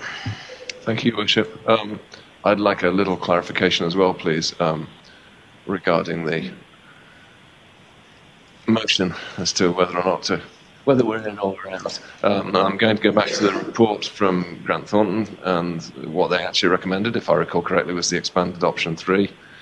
Transitioning the program to a privately owned business, owned and operated by... Oh, sorry, I'm ahead of myself. What I meant to say was... Just ignore that bit. What I meant to say was, exit from the program with operators as partners in a transition designed to minimize disruption to families and employees. Is that what you're moving? No. No? That was what was discussed when we were talking about the task force motion and changing the governance model and spinning it off and exiting that way. This motion here it's option 4 that we kept trying to take on and leave off the table of close it down. Okay, thank you. Councillor Margolis-Swain. So at this stage, we defeated 100%. So philosophically, you're asking, should we be using municipal funds to fund the childcare program? We don't want to get into whether it's 80, 83, 83 and a half, whatever. That's going to be futile. Right now, you're asking us, should we be subsidising the childcare program? And if it's a yes, then we can go back and figure it out. If it's a no, then we're exiting, and they're going to figure out a date. That's correct. That's essentially what I'm asking. Thank you. Councillor Barnhart. Thank you, Your Worship. Is this questioning or commenting? Both. Where am I at? You can do both. My answer is undoubtedly yes. We want to stay in the municipal funding. However, I don't believe we want to stay. I want us to stay in the municipal operating. I think that's what's caused the issue. My ultimate goal would be to have publicly funded community-run program remain in Beaumont with a municipal grant, with a cap on that grant of maybe $200,000 to $400,000. I know that wouldn't happen overnight. I know that would have to take a period of time. But since you've taken that off the table, you're saying exit with no transition to anyone else? That's what's in here. If this motion gets defeated... Well, and that's what I'm saying. At this point, I would have to say I am not going to be in favor of that motion. Yeah. For the reasons I've said repeatedly, I think this is too valuable a service for all of Beaumont, for all of the reasons that we've said. And I don't believe that we should be cancelling the program. Fair enough. Councillor Van Newkirk. Thank you. Just a couple comments, I guess. By agreeing to spend the amount of money that we did on the consultant report that's in front of us, and the time and effort on all the engagement and such that we've done, council indicated that status quo needed to be rethought tonight, and I think we're doing that well right now. And we've looked at a few examples. Many councils before us, we've been told to got to this point, and they were unwilling to make a change. But there were concerns or questions that brought upon the question: what's best for Beaumont in the big picture? Given the option today, I don't believe that the municipality would choose to get in the business of childcare. In the beginning, you had made that statement, Mr. Mayor. I think today that if we did a quick poll of council, I'm not certain that there would be 4 votes in favor to get into the childcare business. But we're here, and we've been in the business for 38, 39 years. It started for the reasons that it did at that time. There was a need. Again, Mayor stated that at the beginning. The way I see it is this council's mandate has been economic development, continually working on 95.5 since we were elected, and before I was elected. Economic development team is working hard every day to attract new business. In the conversation subsequently, the childcare landscape has also changed significantly. Many more spaces have come on board. So the question, are we willing as a municipality to work against ourselves? So we're trying very hard every day, and our economic development team is trying very hard every day to bring business to this municipality, because the taxpayers have told us that 95.5 isn't good enough, and this council has to do something about it. So right now we're providing a subsidy to a service that is directly competing with providers in this municipality who are putting businesses together. We've seen some benchmarking. We've heard about that from a couple of comments. We've seen some benchmarking in the community based upon current rates. So if the conversation goes back to which lever do we pull and why, one of the worries that's been brought forward, I believe, by Councillor Margolis-Swain a couple times is, if the number moves from here to here, is there a propensity for the other supplier or the other providers to also move up there? because they can, sure, to a point, and we can get out our economics textbooks and talk about all that theory behind that. So the question right now is, that's on the table is, are we in or are we out? And I'll tip my hand and say that I think at this point we wouldn't vote to be in the municipality right now. I don't think would vote to be in the childcare game. So I think at this point we've defeated cost recovery. We've defeated cost recovery again, and there is one option that we haven't talked about yet, and maybe someone will bring that up. And if they bring that up, then we can have that discussion at that point. But right now, the conversation on the table is are you in or are you out? And if we have to vote on this motion because it's on the table, so I would vote in favor of getting out of the ELCC at this point. The motion's on the table. All of us have to make a decision, and that's where I stand. So thank you. Thank you. Councillor Brangoswain. Yeah, I'll make one comment and then I'll let others speak. You mentioned about economic development. I think you and I just have philosophical differences here. I think if we are out and essentially shut the program down, the unintended consequence of what that means to the families involved in this potentially limits their opportunities to continue working. And obviously that takes a significant amount of money out of the pocket. And then you look at the flow-on effects of that. How much money do they have to then invest and spend locally here in Beaumont? So I think we need to encourage as many families to be able to get into the keep staying in the workforce as possible in order to. I think that's an economic driver for us. So I just have philosophical differences with you on that. I'll leave my comments there for now and let others chat. Further comments from members of council?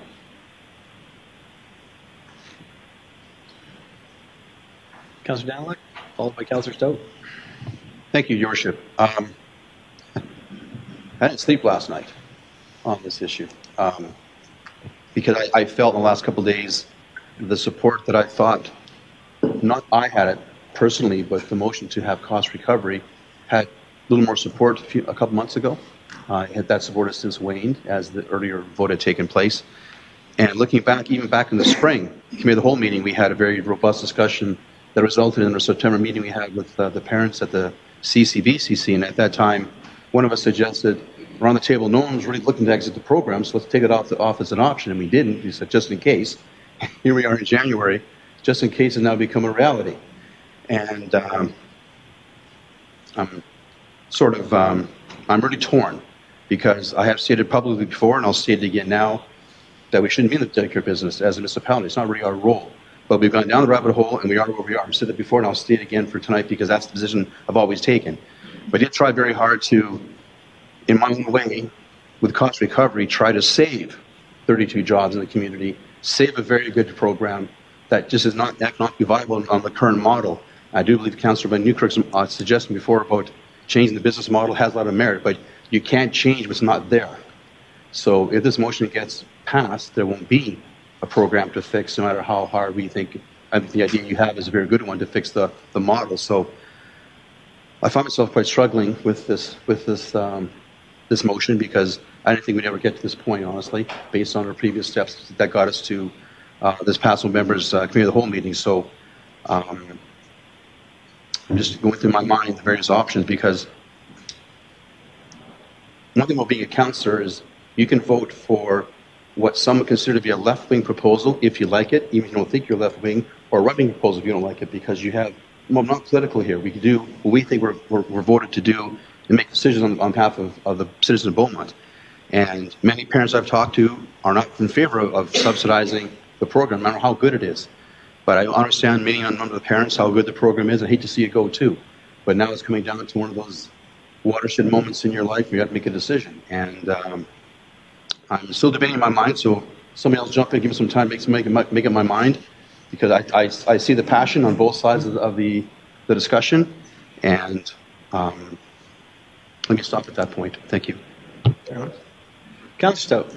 Thank you, Your Worship. I've said consistently that I wouldn't vote to close down the programme, and that's boldly what you've put in front of me, which is why I asked for clarification, because it's important. It can make a difference, and does in this case. So I will not support the motion as it stands. I'm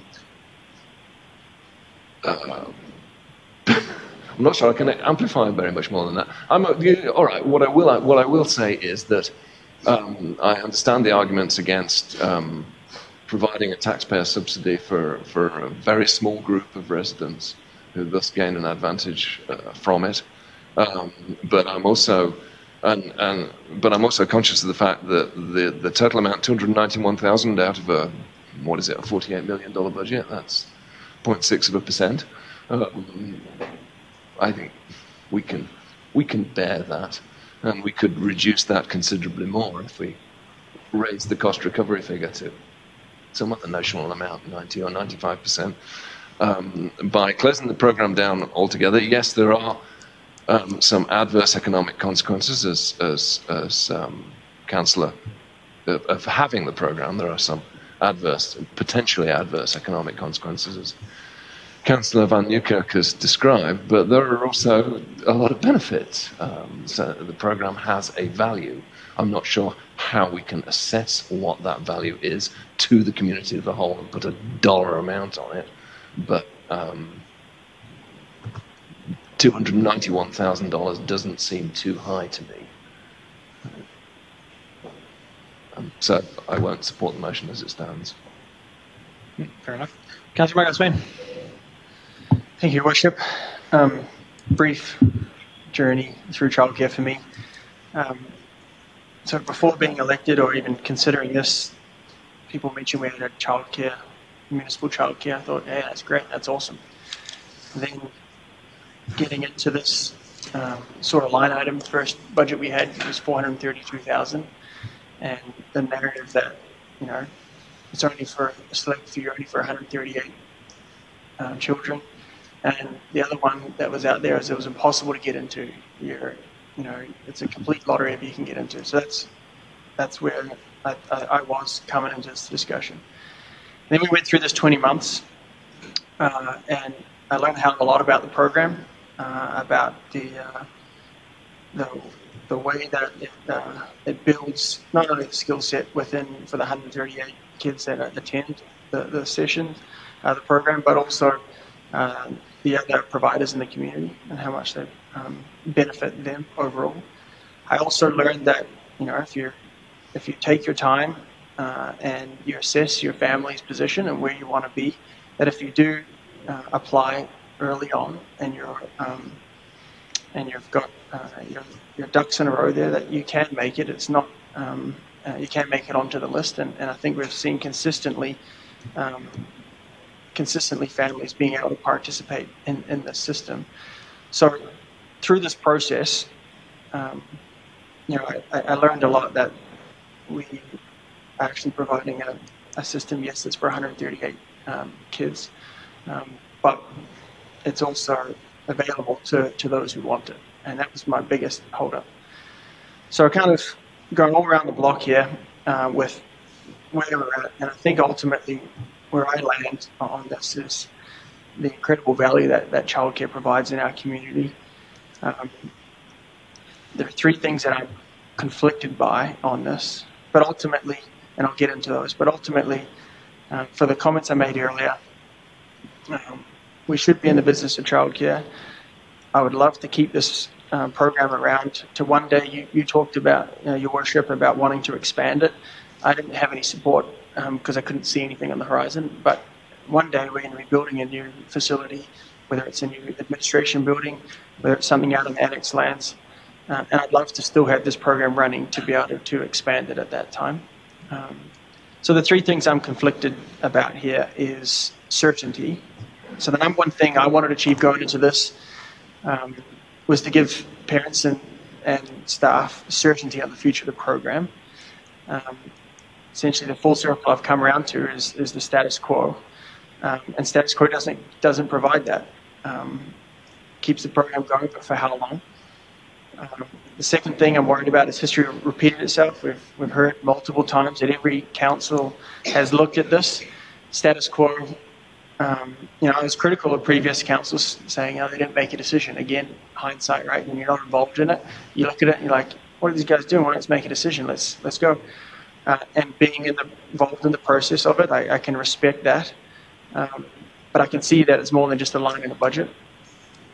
So I'm worried about history repeating itself. The third thing is this last 18 months just been a waste of time and money? We spent $110K, 18 months of this, and are we really going to end up at the exact same place? Right, so those are my three concerns. So how I reconcile this, certainty, I'll go back to that first point. So while the status quo doesn't provide certainty, I would rather keep the program running at an affordable, realistic rate than providing certainty of shutting the program down. So that's how I reconcile that one. History repeating itself by not making a decision. So how do we avoid this? So I realize it's going to, every council is probably going to look at this, and I worry for that day when the next time comes around, whether I'm on council or not. How I reconcile this is whether I'm sitting here or I'm sitting up there. I'll stand up and make a passionate argument to not go down this road again, and do my best to make sure that that we don't put folks through this, and I'll bring all my experience through this process to that. So again, history repeating itself, and then ultimately wasted time and money.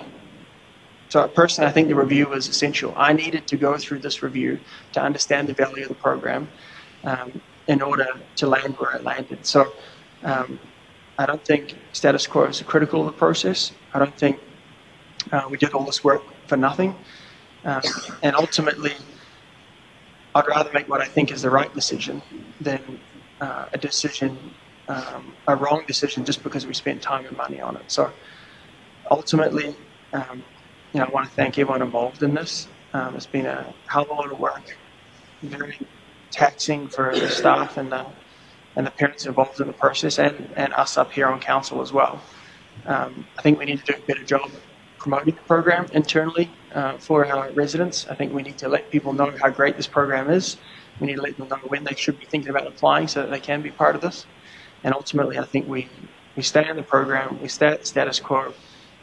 We let administration continue to do the great job where they have of, if there is some attrition, we can look at that, and I'm sure they know that they're trying to make this as efficient as possible. So we stay in the program, and ultimately, when there's an opportunity to potentially look at expanding it and being able to use those economies of scale and get to a better cost recovery, we do in the future. So I'll be voting against the motion, and I'll make a final passionate plea for the two folks who haven't declared where they're going to keep this program.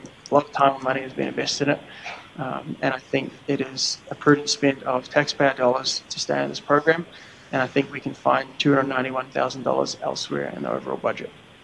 That's me. Fair enough. Further comments from other members of council? All right.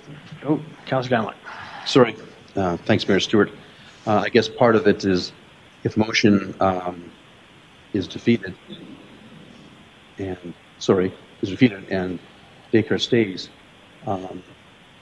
we go back to the whole cost recovery model again. So, I guess the question is, had someone said 90% tonight, would be a vote on that? We would have settled that and walked out of here with a decision. I'm having difficulty trying to figure out what the next step's going to be with the cost recovery model after we decide if we stay in. Yeah, I'm just sorry, I lost my train of thought. Okay. Can you get a couple minutes before we make this decision? No, it's okay. We'll have to make a decision eventually, right? So, yeah. I'm not being sarcastic. I'm just saying it's I want to make sure that everybody's had a chance to think it through. You're confident. And you're ready to go. Yes, thanks. Okay. All right. So, winding this topic up. So, whether this motion passes or gets defeated, that's going to send the signal as to what we want to do. So, if it gets defeated and we're still in, that gets exciting because now we can look at these expansion options and other things. If we're out, that provides a finality and an end-to-end road. Okay. So, calling the vote. All in favor?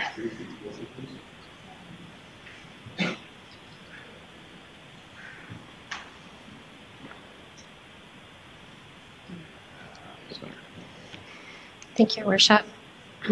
Currently, the motion reads that the City of Beaumont look at exiting the ELCC Centre and leaving the school site 100% intact and direct administration to prepare a plan on an exit strategy for ELCC.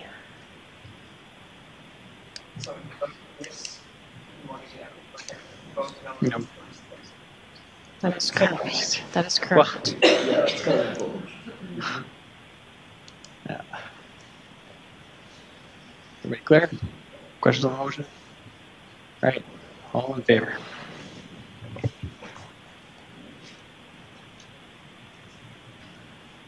One, two, three, four. That's defeated 4-3, so we're still in.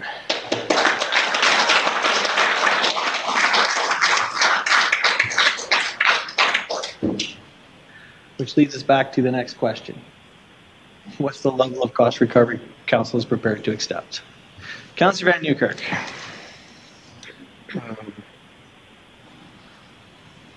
I'll get back to you in just a second.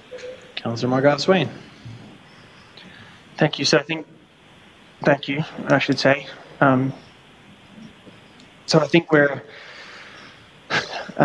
back where we are. So right now we're at 84%. I think right now the policy says 80%, but we're already exceeding that. So we're essentially already at 84%. I don't want to get into numbers here. I don't want to delay this anymore. Let's call it 85% and let's just move on, give the direction, and let's vote. So I take it you just moved cost recovery of 85%. Thank you, Worship. I just wanted to clarify, is that your motion? Okay. Accept that motion. Councillor Barnhart, 85% on the table. I feel like an auctioneer. Thank you, Your Worship. My thought on that was, why are we rushing to make that decision when we haven't seen the entire budget yet? We have budget discussions this weekend. Do we know what percentage we need? I mean, what is the philosophical reason by which we're picking 80, 85, 90, 95, 100? I understood, but I don't understand between 80 and 100. So I would like you to maybe amend that and say, let's decide the budget. So your motion is to table until after budget? Well, he's got a motion on the floor. Yeah, totally fair point. Friendly amendment. To me, there's absolutely, I've got to be careful. There is obviously a difference between 85 and 86 and 87. But the point is, we're staying in childcare.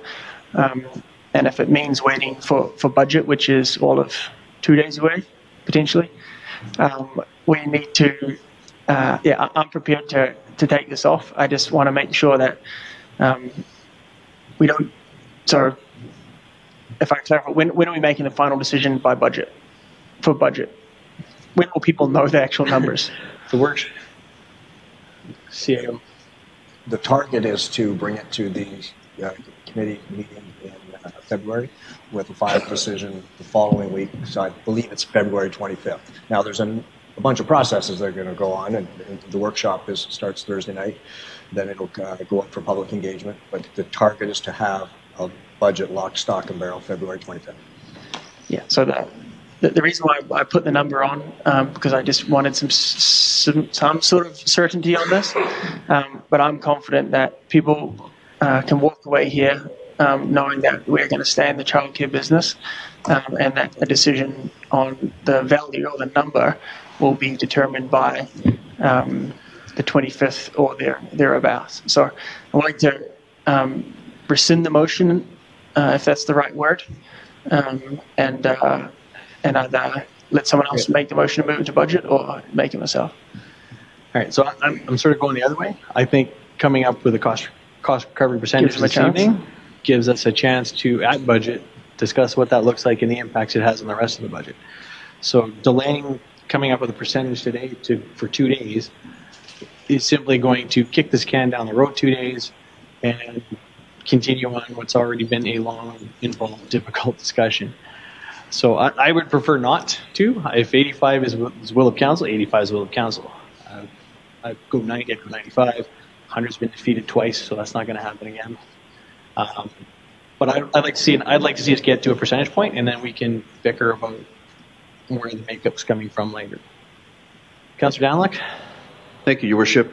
I'm surprisingly thrilled that I felt the right thing to do was to exit based on many people's opinions of the subsidy, but at the same time, my passion for doing the right thing was conflicting me. So as it turns out, the motion was defeated. So I get to be part of the process with council to fix this program in terms of operating model or a fair way between parents and employees going forward on a cost recovery model, be it 85 or 90. So I'm actually quite happy the way it turned out. The program will stay in place. We can improve upon it, and I'm looking forward to that. Thank you very much. Councillor Van Newkirk. Thank you.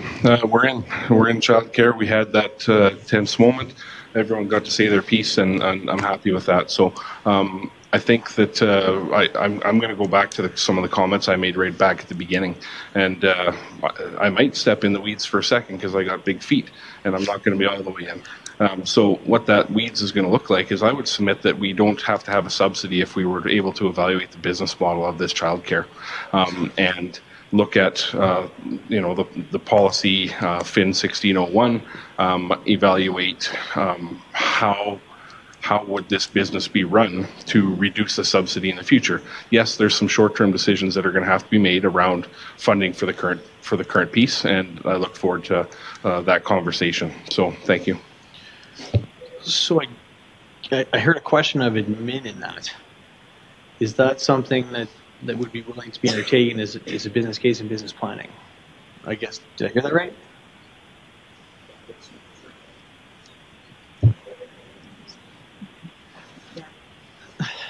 As part of this discussion, go ahead. Yeah, it's part of the discussion. So we're in childcare. We have what we have for the model. We have what we have for the staff. We have what we have for all the right reasons, and we're here. And I firmly believe that if the business model for the facility was evaluated and a business plan was put in place, such that the facility as attrition occurred or people moved on, there was a business plan in place that migrated the facility staffing, wage distribution, skill sets, all of those things over time. I bet we wouldn't need a subsidy anymore. And I would look forward to asking administration to build out a business plan for that. I think it's a possibility. I think it's something that could happen. And it's nothing that's going to happen overnight, and I don't think it's something that's going to happen fast. But I think that a business plan over time, that as attrition and staff movement allows, that there's an opportunity to eliminate the subsidy in subsequent years. So thank you.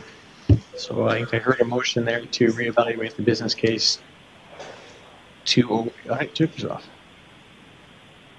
Is his off or on? Thank you, Your Worship. Currently, there is a motion on the floor. Councillor Moncassin's motion is on the floor, and that sets that Council direct administration to amend Council Policy Financial 16-01 from 80 to 85%. Yes, sir. I thought you had pulled that off. Yeah. Go ahead. So thank you. I'll rescind that motion. Okay. So what I'm hearing then is a new motion is for staff to develop a business case to, over a long period of time, reevaluate, do a business plan to eventually eliminate the subsidy, and not necessarily short term. Correct? Yes? No? Yes. And I had thought Councillor Monkoff-Swain had rescinded his, which is why I said what I did. Sorry, procedurally there. Thank you. Which gets us back to the task force model. Or do you want admin to do it? Yeah, it's my belief that administration should be able to look after this role. They may have to gain some minor support, but I think administration would be able to do that. We can clarify with administration, or they can come back and let us know, I suppose. Thank you. Okay. Councillor Barnard. Thank you, Your Worship. I guess my first question, I don't by any means have difficulty with Councillor Van Newkirk suggesting that a group take this away and look at it and come back. I would include some community members on that group, which kind of looks like a task force. But we don't have to go there. However it comes back as a business plan, a business case, I'm good with that. But I do want to say, I don't think we should be treating this department any differently than any other. And we don't expect them to have their fees set any other time except through the budget process. So I know this is fraught with all kinds of value considerations, but I would like them to take the time to come back with a proper business case as to how to get to that place. And I have some ideas on that.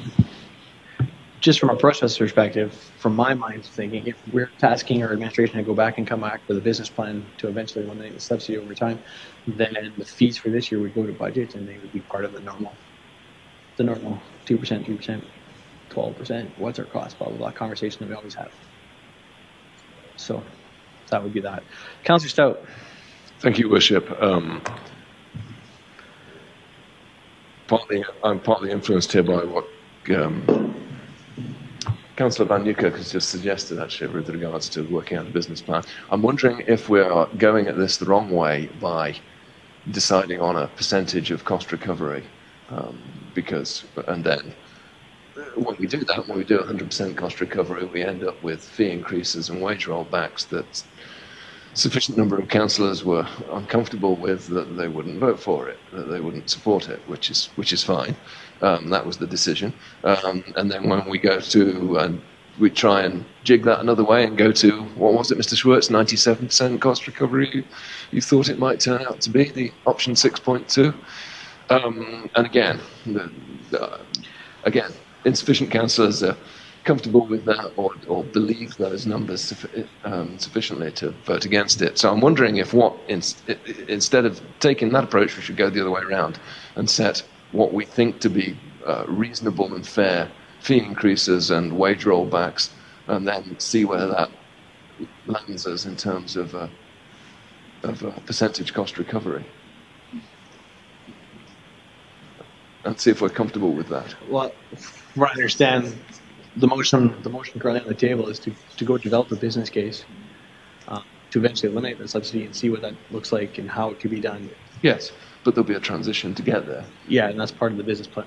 Basically, we're directing administration to come up with a business plan. Yep, and I'd support that.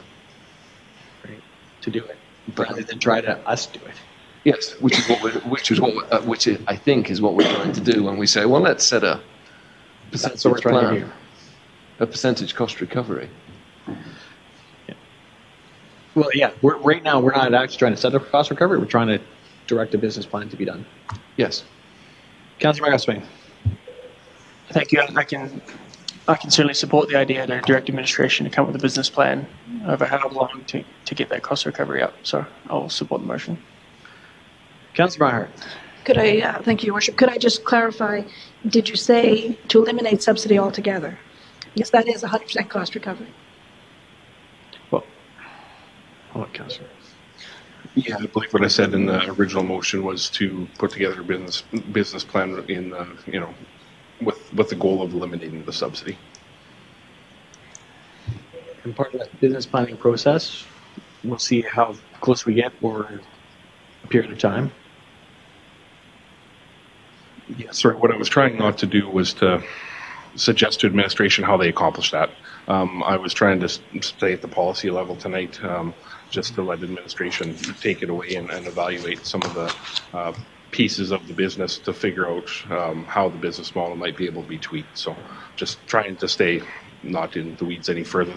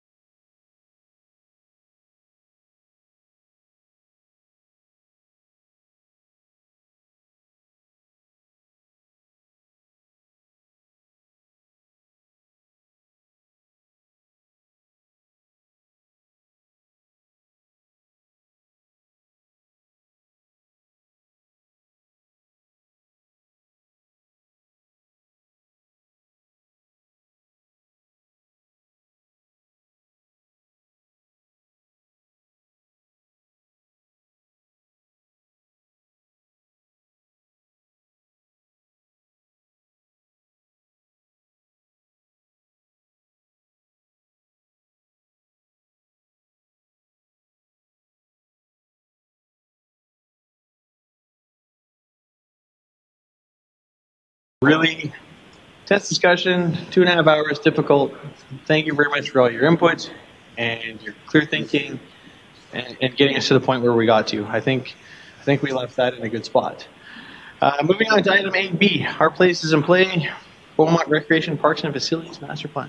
Mr. Tudor. Your Worship and members of council, good evening. Myself and two members of my team here, our Recreation and Culture Manager, Amanda Cuthbert, and Parks and Facility Manager, Ian Frankton, are here to support me and provide expert guidance, if need be, for some questions. So we're here tonight to discuss our places in play, Beaumont Recreation Parks and Facilities Master Plan. We recommend to council that council adopt our places in play, Beaumont Recreation Parks Facility Master Plan. The background on this is the Our Places in Play Master Plan provides strategic formalized direction to recreation parks and facility services through to 2029. The plan will also provide Beaumont with the necessary public policy framework to manage its parks, open spaces, programs, events, facilities, and amenities in a cost-effective manner consistent with leading industry practices.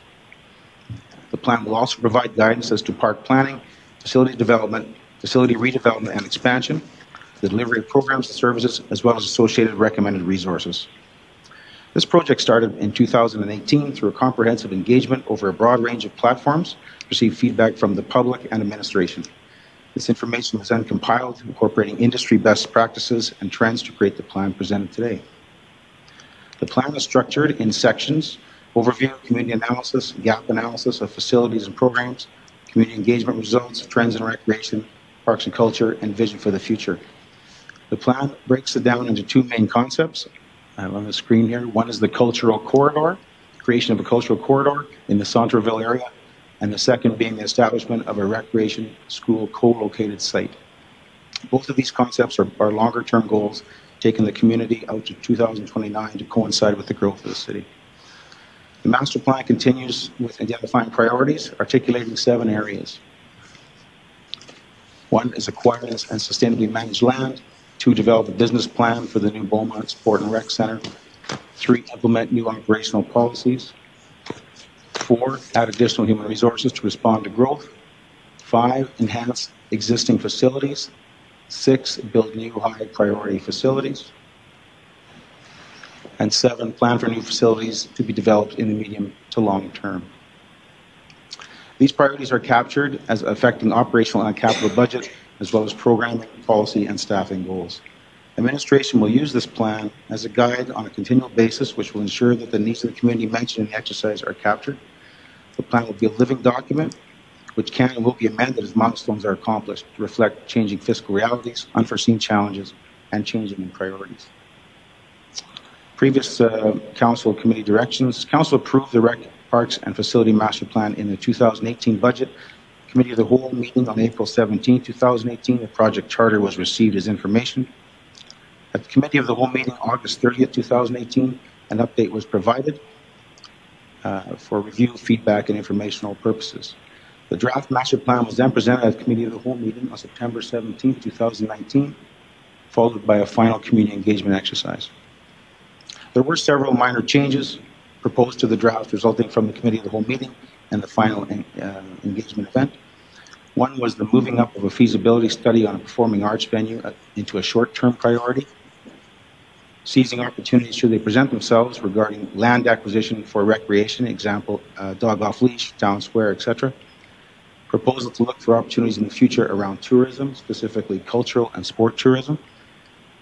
And for plan layout, trying to separate of the fiscal and operational items into appendices. This keeps the plan at a strategic and visionary level. The plan will provide a blueprint to achieve a portion of Pillar 1 of the strat plan, livability.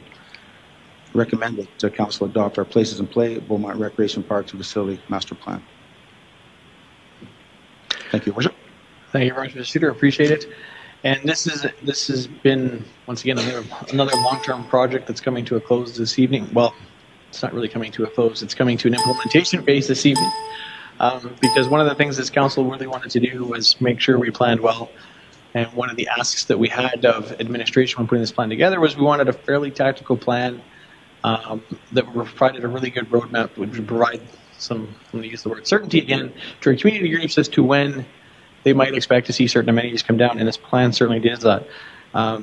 Just a couple of highlights. It's a plan that includes 128 action items and 50 separate initiatives. So it's a fairly hefty work rate for the next 10 years.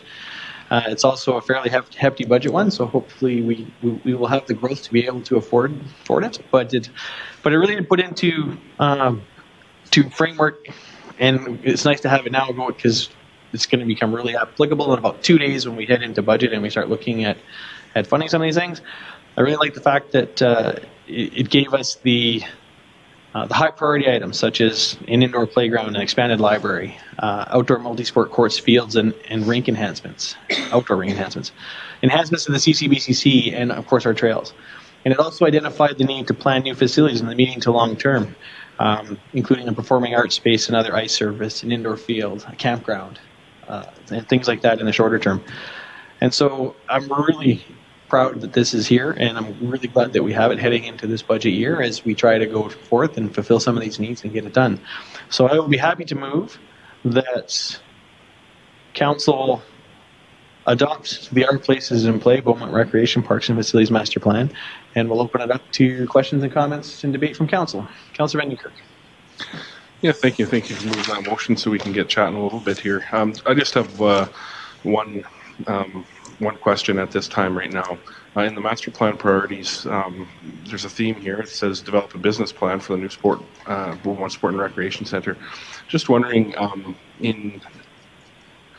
when does that occur? And is that something that, in administration's opinion, that needs to preclude other conversations that we have around the use of the facility, or scheduling in the facility, or those types of things? I'm just looking for a little bit of administration's thoughts and maybe help me clarify some of mine. Thank you.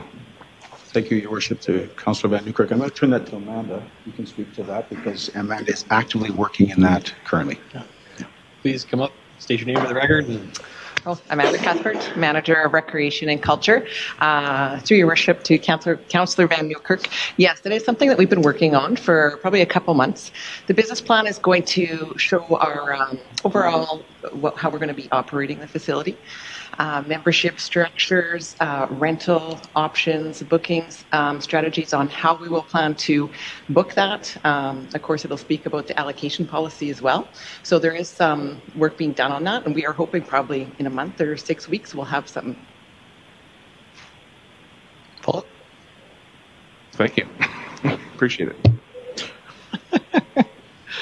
Councillor Stout. Thank you, Your Worship. Yeah, I'm really excited by this plan. I enjoyed reading it the first time, and you keep putting it on the agenda, so I have to read it another time. But it's good, and I'm excited by it. A couple of quick questions. One of the things I really like, if I can find it, I should have kept page notes, I think, was the reference to. Can't find it. It's going to take me too long. It was the reference to integrating all the facilities, the stormwater ponds, the trails, the parks, very much and the recognition that maximizes the value of each of those by interconnecting them. Hugely supportive of that, as you're probably aware from my previous comments regarding the multi-use trail. I had a couple of quick questions. One of them is culture action items includes complete a feasibility study, concept design, and location analysis for a purpose-built performing arts centre that will meet the future needs of the community, and that's a short-term timeline. Last month, Beaumont Society for the Arts came to us asking for a grant to conduct a feasibility study regarding a performing arts centre in Beaumont. Are these two the same thing? Is one instead of the other, or is there some sort of collaboration here? Through Worship, to Councillor Stout, they are the same thing. They are the same thing. Great, thank you. And then the next one I noticed was that at the same time, there was a proposal in the earlier plan to retrofit a stage into the CCBCC. I can't find it explicitly stated here. although it's possible I missed it, there are some references to improving staging and draping and lighting within the CCBCC for the purposes of performing arts. Again, is that the same thing, or has the retrofit of the stage been dropped? The recommendation would have that feasibility study look at that as an option in the short term. So that would be part of that process. A part of the feasibility study. Wonderful. Thank you. Councillor Ron Goswin. Thank you, Worship. It's always interesting when you get to this point after all the work that's gone through. So I guess all I wanted to say is thanks for all the work put in, both the administration, the consultant I thought did an incredible job in engaging the whole community, and for residents and user groups who participate in this. I, like the mayor, am super excited about this. This is something that we wanted to do, make sure we had a guide, and we got it. I guess just thank you for this, and I fully support the motion. I'm excited to get this going. So awesome job, and please pass that on to the consultant and anyone else you talk to. Thank you. Thank you. Councillor Barnhart. Thank you, Worship, and thank you to the administration. I loved it so much. I read it 3 times, but I think that we all probably have seen it a number of times. It's a good document to read, and so I hope that it guides us down the road, because it's one that doesn't scare you away with too much writing. It does have pictures that get the point across. They're not just pictures of anything. They're pictures of beautiful Beaumont, and I love it. Yeah. My question is around those. Yeah. He's there twice. Yeah. But it was counting. But yeah, the library. I wanted to just follow up on that. Is the library? I found one time that it was mentioned, but I didn't think it was mentioned in the way the library board might have expected it. I think it said something about expanding library space. It didn't necessarily follow up on the feasibility study that was purchased while I was on the library board. I'm not sure where the library board is at, but I know they might be disappointed. Through your worship, Councillor Barker, I'm just looking for that, if I can find reference to that here.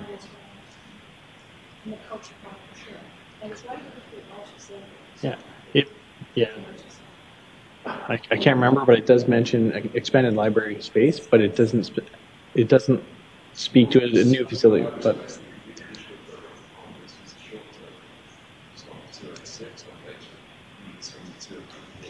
there you go. What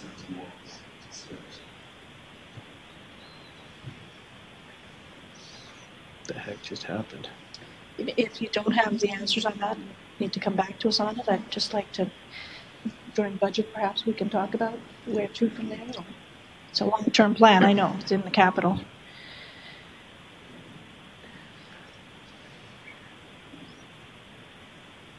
I'm good with that, Mr. Suter. I could have given you a heads up, and I didn't. We can revisit. Through your question to Councillor Barnhart, I believe they were engaged as part of the process. I'm just not sure where exactly that lays and what feedback they provided at this point.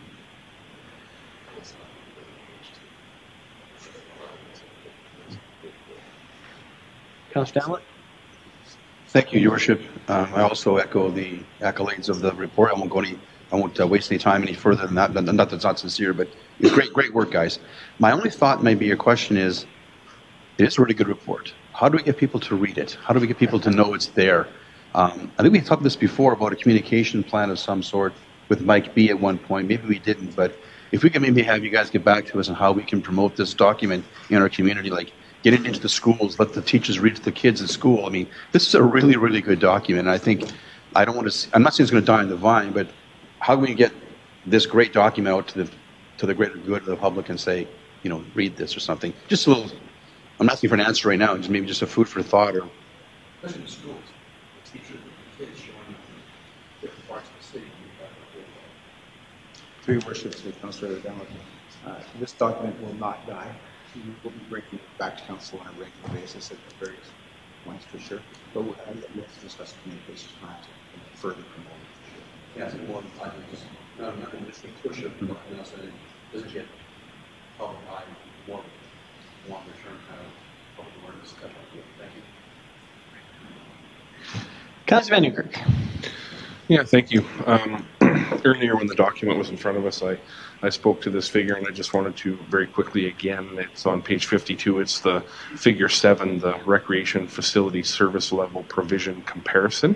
There's a lot in this document to think about, but I found myself drawn back to this, and this being one of the more impactful pieces for me that showed us, ice surfaces, indoor field houses, curling, aquatic, performing arts, fitness, rectangular fields, baseball diamonds, skate, BMX park, ice surfaces outdoor, and tennis courts outdoor, compared to other communities, Cochrane, Leduc, Okotoks, Fort Sask, and then some averages, and it shows us very visually where some of our gaps are, and they align with some of the efforts at hand in the field house and indoor ice sheet, but they also align with I think where council wants to go, and we'll go through a budget process to do that, but we have a large deficit in rectangular fields, full size. We have a large deficit in ball diamonds, right? So just wanted to point that out. That remains one of the more impactful figures for me in this document, and just wanted to highlight that and again say thank you. And just building on what Councillor Van Nieuwkerk was saying, I found it really interesting that our community of just under 20,000 people uses recreational facilities and amenities at a rate of a community of 30 to 35,000 people. So we love our recreation in Beaumont, so this is a really great plan. Seeing no further requests to speak, we'll wrap it there and call the vote. All in favor of adopting the new master plan?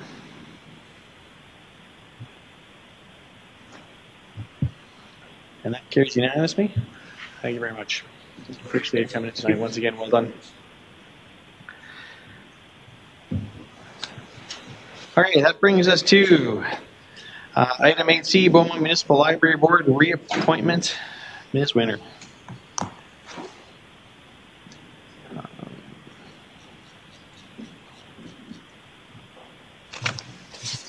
Thank you, Your Worship, through you to members of council and the public. There's currently one reappointment to the Beaumont Municipal Library Board due to the result of an application that was not received in the application deadline. Administration did not do any further advertisements, as we did a thorough advertising just in the past fall. And we did not receive any other applications for the Municipal Library Board at that time. So at this time, administration is putting forward that Robert Robinson be reappointed to the Beaumont Municipal Library Board to take effect immediately and expire on December 31st, 2022. Thank you. Thank you very much. Is there a member of council prepared to move the motion? Councillor Stowe. Yes, I propose that council approve the reappointment of Robert Robinson to the Beaumont Municipal Library Board to take effect immediately and expire on December 31st, 2022. Cool. Do you care to speak to the motion? I've worked with, I've sat on the library board with Bob Robinson for the last, however many years it's been, 2. He's a big asset to the board. I'm very glad to nominate him for reappointment. Further discussion on the motion from members of council? Seeing none, call the vote. All in favor? I can't control that. And that carries unanimously. Brings us to item 8D, notice of motion, tour of the new Beaumont Sports and Recreation Center. I'll be Ms. Winter to introduce it, followed by Councillor Danlick, whose motion it is, and we'll go from there. Thank you, Your Worship. Through you to council.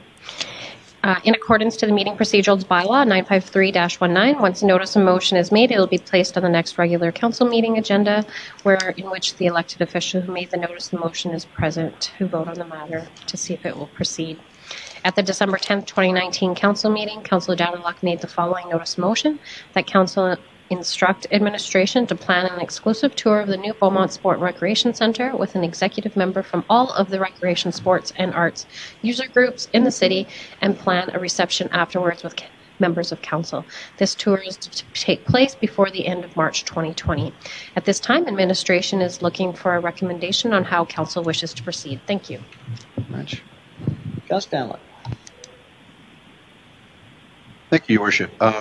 Nothing further to add, really. Just the intent is to promote our new facility with the user groups in the community and using their leadership to, tell the story of how good the facility really is. Council had a tour back, I want to say almost 4 months ago now, 3 months ago, and this tour to take place 3 months from now. They're much further along in construction. I think it's going to be a great way to promote the new facility with our user groups in the community.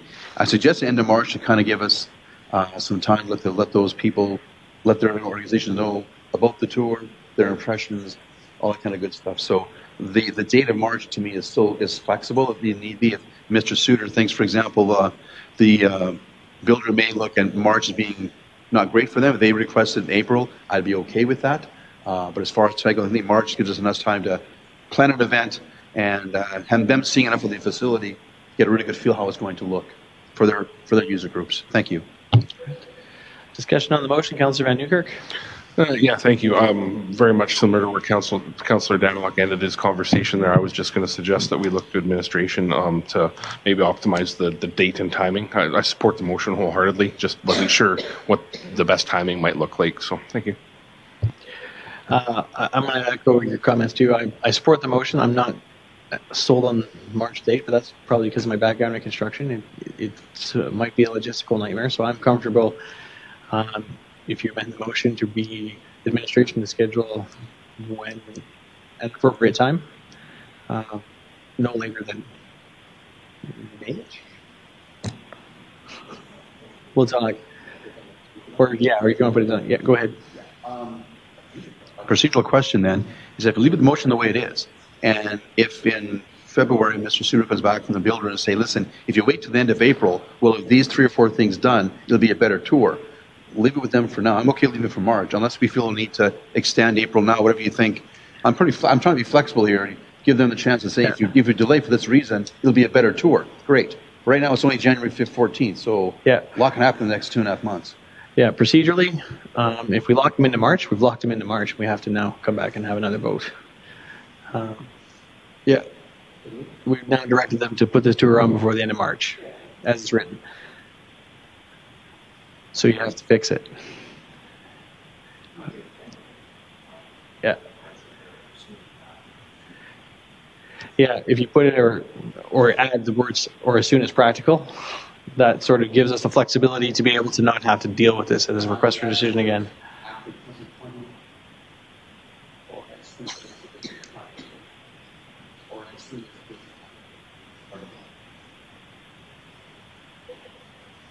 Further discussion on the motion as amended.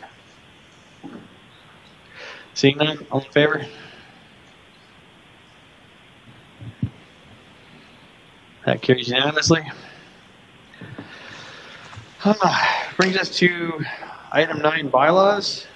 There are none. Brings us to councillor inquiries and reports. We'll start off with councillor inquiries. Do members of council have questions for administration this evening? Councillor Montgomery. Thank you, Worship. So I see we have received our budget workshop package. I guess we're slated to start the budget process on Thursday, so less than 48 hours from today. I'm personally concerned about the time frame that is provided. I appreciate we've had a change of staff and all the amount of work that's gone into the document. I'm concerned that for 2 reasons. One, I don't know if I'm going to be able to give it a good enough read in order to be ready for then. But 2, as a public document, I don't know if the public will have a good enough opportunity to be able to read it before we go through that process. I also have some personal commitments that I made during the campaign about trying to summarize the document before we go into this, and I don't think this gives me the time to do that. I appreciate scheduling is an absolute nightmare for this, and if it's the will of council just to plow ahead and we'll figure it out as we go, I'm okay with that.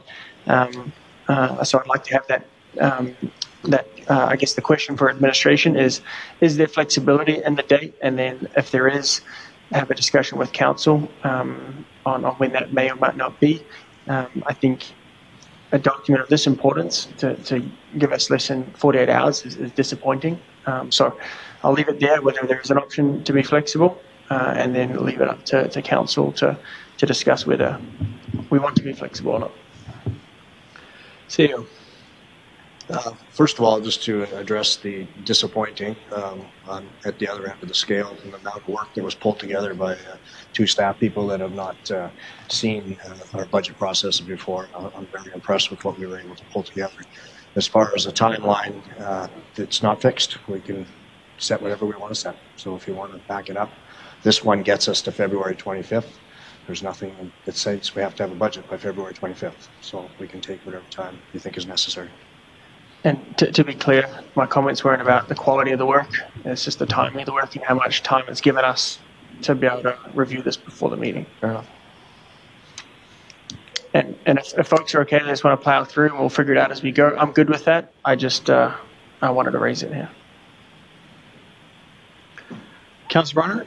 Thank you, Worship. I agree. This kind of put me in a bit of a bind because it's going to be difficult with other commitments I have to find enough time to do the reading I need to do. My question to you, though, is, Mr. Schwartz, this is a workshop, and I know we've invited the public to it, but can it be presented in a way that we aren't expected to vote on anything? So is it possible that this wouldn't be a bad thing to go ahead and not have the expectations the council has read everything in the binders? We can come less with prepared where we want to go and more about learning what's in the document, and then perhaps have another time. I guess my reason for saying this is I don't think I'm going to find 3 days between now and February 25th. Yeah. That's the problem. And so if we can do something with the two or 2.5 days we have now and not expect ourselves to know as much as we would have if we had had more time, perhaps, I just worry a lot of bit with the public being present because we are expected to know what we're talking about. But if we make sure people realize this is a presentation, this is not decision-making, this is asking questions, this is learning what you're presenting, and then we have another meeting down the road, perhaps another retreat or something, where we can have further discussion. Might that work? Yeah, I think that's precisely what the workshop's designed to do. Gives us an opportunity, and I've had conversations with Mr. Dowler, and that's why my confidence level is a little different, because I'm very confident we have plenty of time for admin to walk you through the budget, address specific issues as we go along, and then the next step is to take, again, a draft out to the public. If at the end of Saturday we're not ready to do that, and I am confident that we will be, we can look at another window at the end of council meeting or such that we polish it up a little bit. But that draft goes out to the public for public engagement. We highlight some of the areas, not every detail of the budget. It then comes back to a committee of the whole, where we are able to take what you talked about in the workshop with the public engagement piece added value and start massaging that budget some more. And then it would come back as a regular. So I'm on a different side of it because I've had an opportunity to see as it progresses, and I look at the timeline that we've got set aside over the next 3 days, and I think there's plenty of time. But I certainly understand and appreciate that commitments, you and I talked this morning and wasn't aware of those commitments, and I don't want you to have to renege on those. So I don't know what the solution is. Well, I don't want to see us lose these 3 days because it's all been scheduled. But I'm also not afraid to, if we have to, co-opt the committee of the whole meeting or schedule an extra meeting if we don't quite get through it or we're not quite comfortable or we want to review something. And looking at Councillor Barnes, looking at my own schedule, I don't know when I'm going to find 3 days in a row again together until the middle of February. So I don't want to lose this window. I'd rather plow through, and if we have to find more time later in single bites, at least we can do it. Councillor Hendricks? Yeah. Again, it's this is the one document that you really want to prepare for. This is the one document you really want to have a game plan in your head as to how you hope it rolls out and where it's at. Of course, we haven't even cracked this thing open yet. Commitments between now and Thursday are significant. So how are we going to pull that together? Plus, there isn't an opportunity to ask the questions before the budget retreat, which leaves me with, okay, I'm going to be told to sit down, and I'm going to be told that it's going to be read back to me over the next 3 days, which is not really the process I was hoping for, at least not one that I've ever been involved in. It's usually been more of a engaged process. We've usually had a week, if not 2 weeks, to prep, ask questions, send emails in, get responses to. The other thing that's been missed here in our process is ability as councillors to submit requests and ideas and thoughts. I don't know where those come in, when those come in. I have a long laundry list of things that we've discussed over the last year that just haven't seemed to got legs under it. So I'd like to have that discussed at some point, in the chambers here. So we only get 2 more of these, right, before the next election, and it's significant. And so we don't have any prep time, which is unfortunate. And I'm hearing, conflicts in schedules and what have you. What would happen if we set a all-day Saturday and all-day Sunday, and give us at least Thursday and Friday to prep something? Something. Or otherwise, I'm literally I could leave this in the room in the back and then walk back in here on Thursday and then open it up then. That's pretty much what's going to happen to me. So I have a commitment tomorrow night that I cannot break. So. Yeah, I'm okay with Sunday. I don't know. That's it. Councillor Marcos-Swain.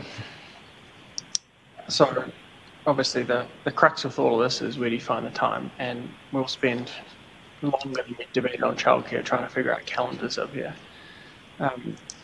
I guess I'm leaning towards, the confidence that the CAO has shown in the document here, that it is laid out well enough to be able to walk through it, and if we need more time, we tack on a couple of hours at the end of a meeting. So I guess I just wanted to test the temperature of the room to see if anyone else was thinking the same way. I think it was the best time to ask the question. But I mean, it's scheduled in our time.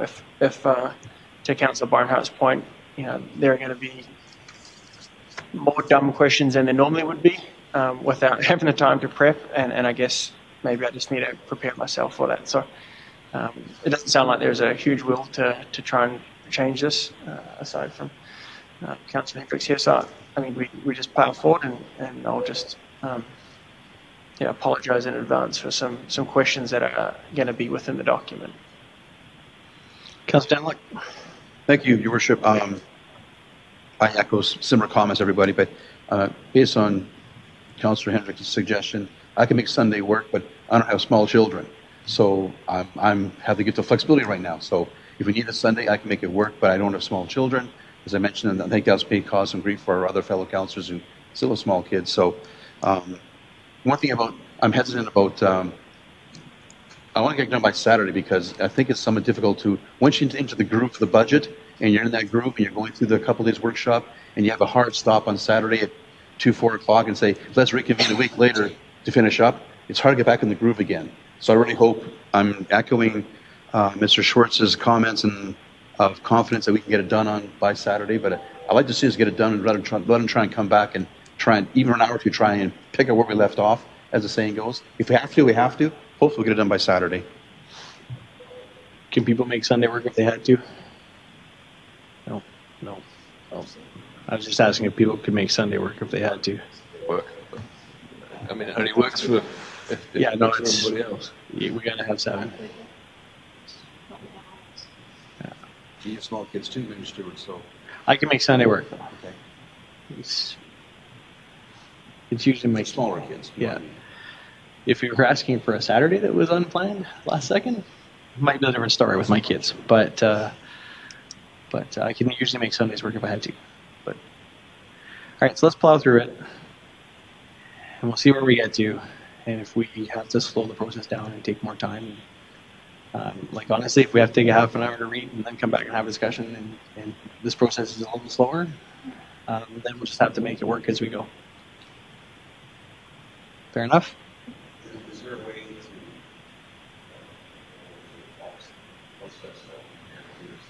next question?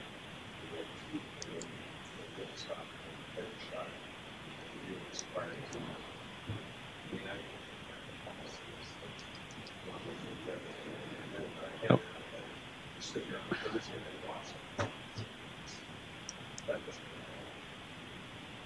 This is the one document.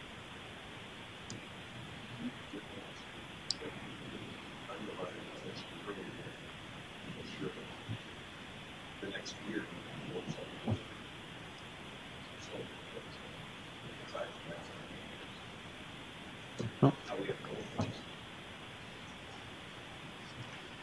Councillor Newkirk. Yeah, thank you. I'm assuming we're going to get a digital version too sent out to us. Yeah.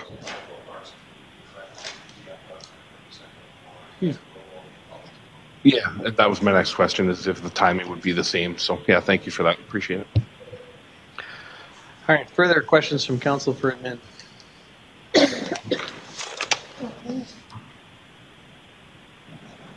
Councillor Brown? I just was remembering back to Councillor Hendricks mentioned, I know it was a motion at a committee meeting, and we weren't supposed to make motions at committee meetings, but we were going to meet with the previous council. Where is that? I know it's getting late in our term. Is it going to happen? I guess is the yeah. Oh, okay. Because we'll be kind of into election year by the time it happens. Okay, it's still going to happen. Okay. Right. I didn't know if we had to take it here to have another motion. That's what I was wondering. No, we passed that motion. We passed that. Okay. Good. Further questions? Is there members of council wishing to make a statement this evening? CAO's update.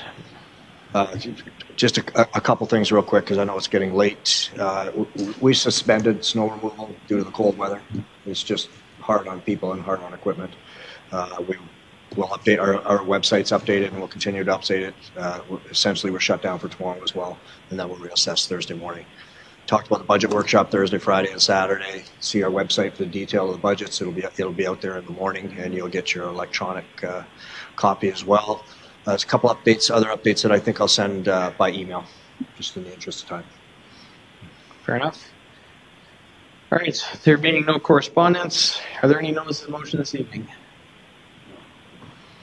All right, seeing none, there's no closed session items, and we are adjourned. Thank you very much. Appreciate your work this evening.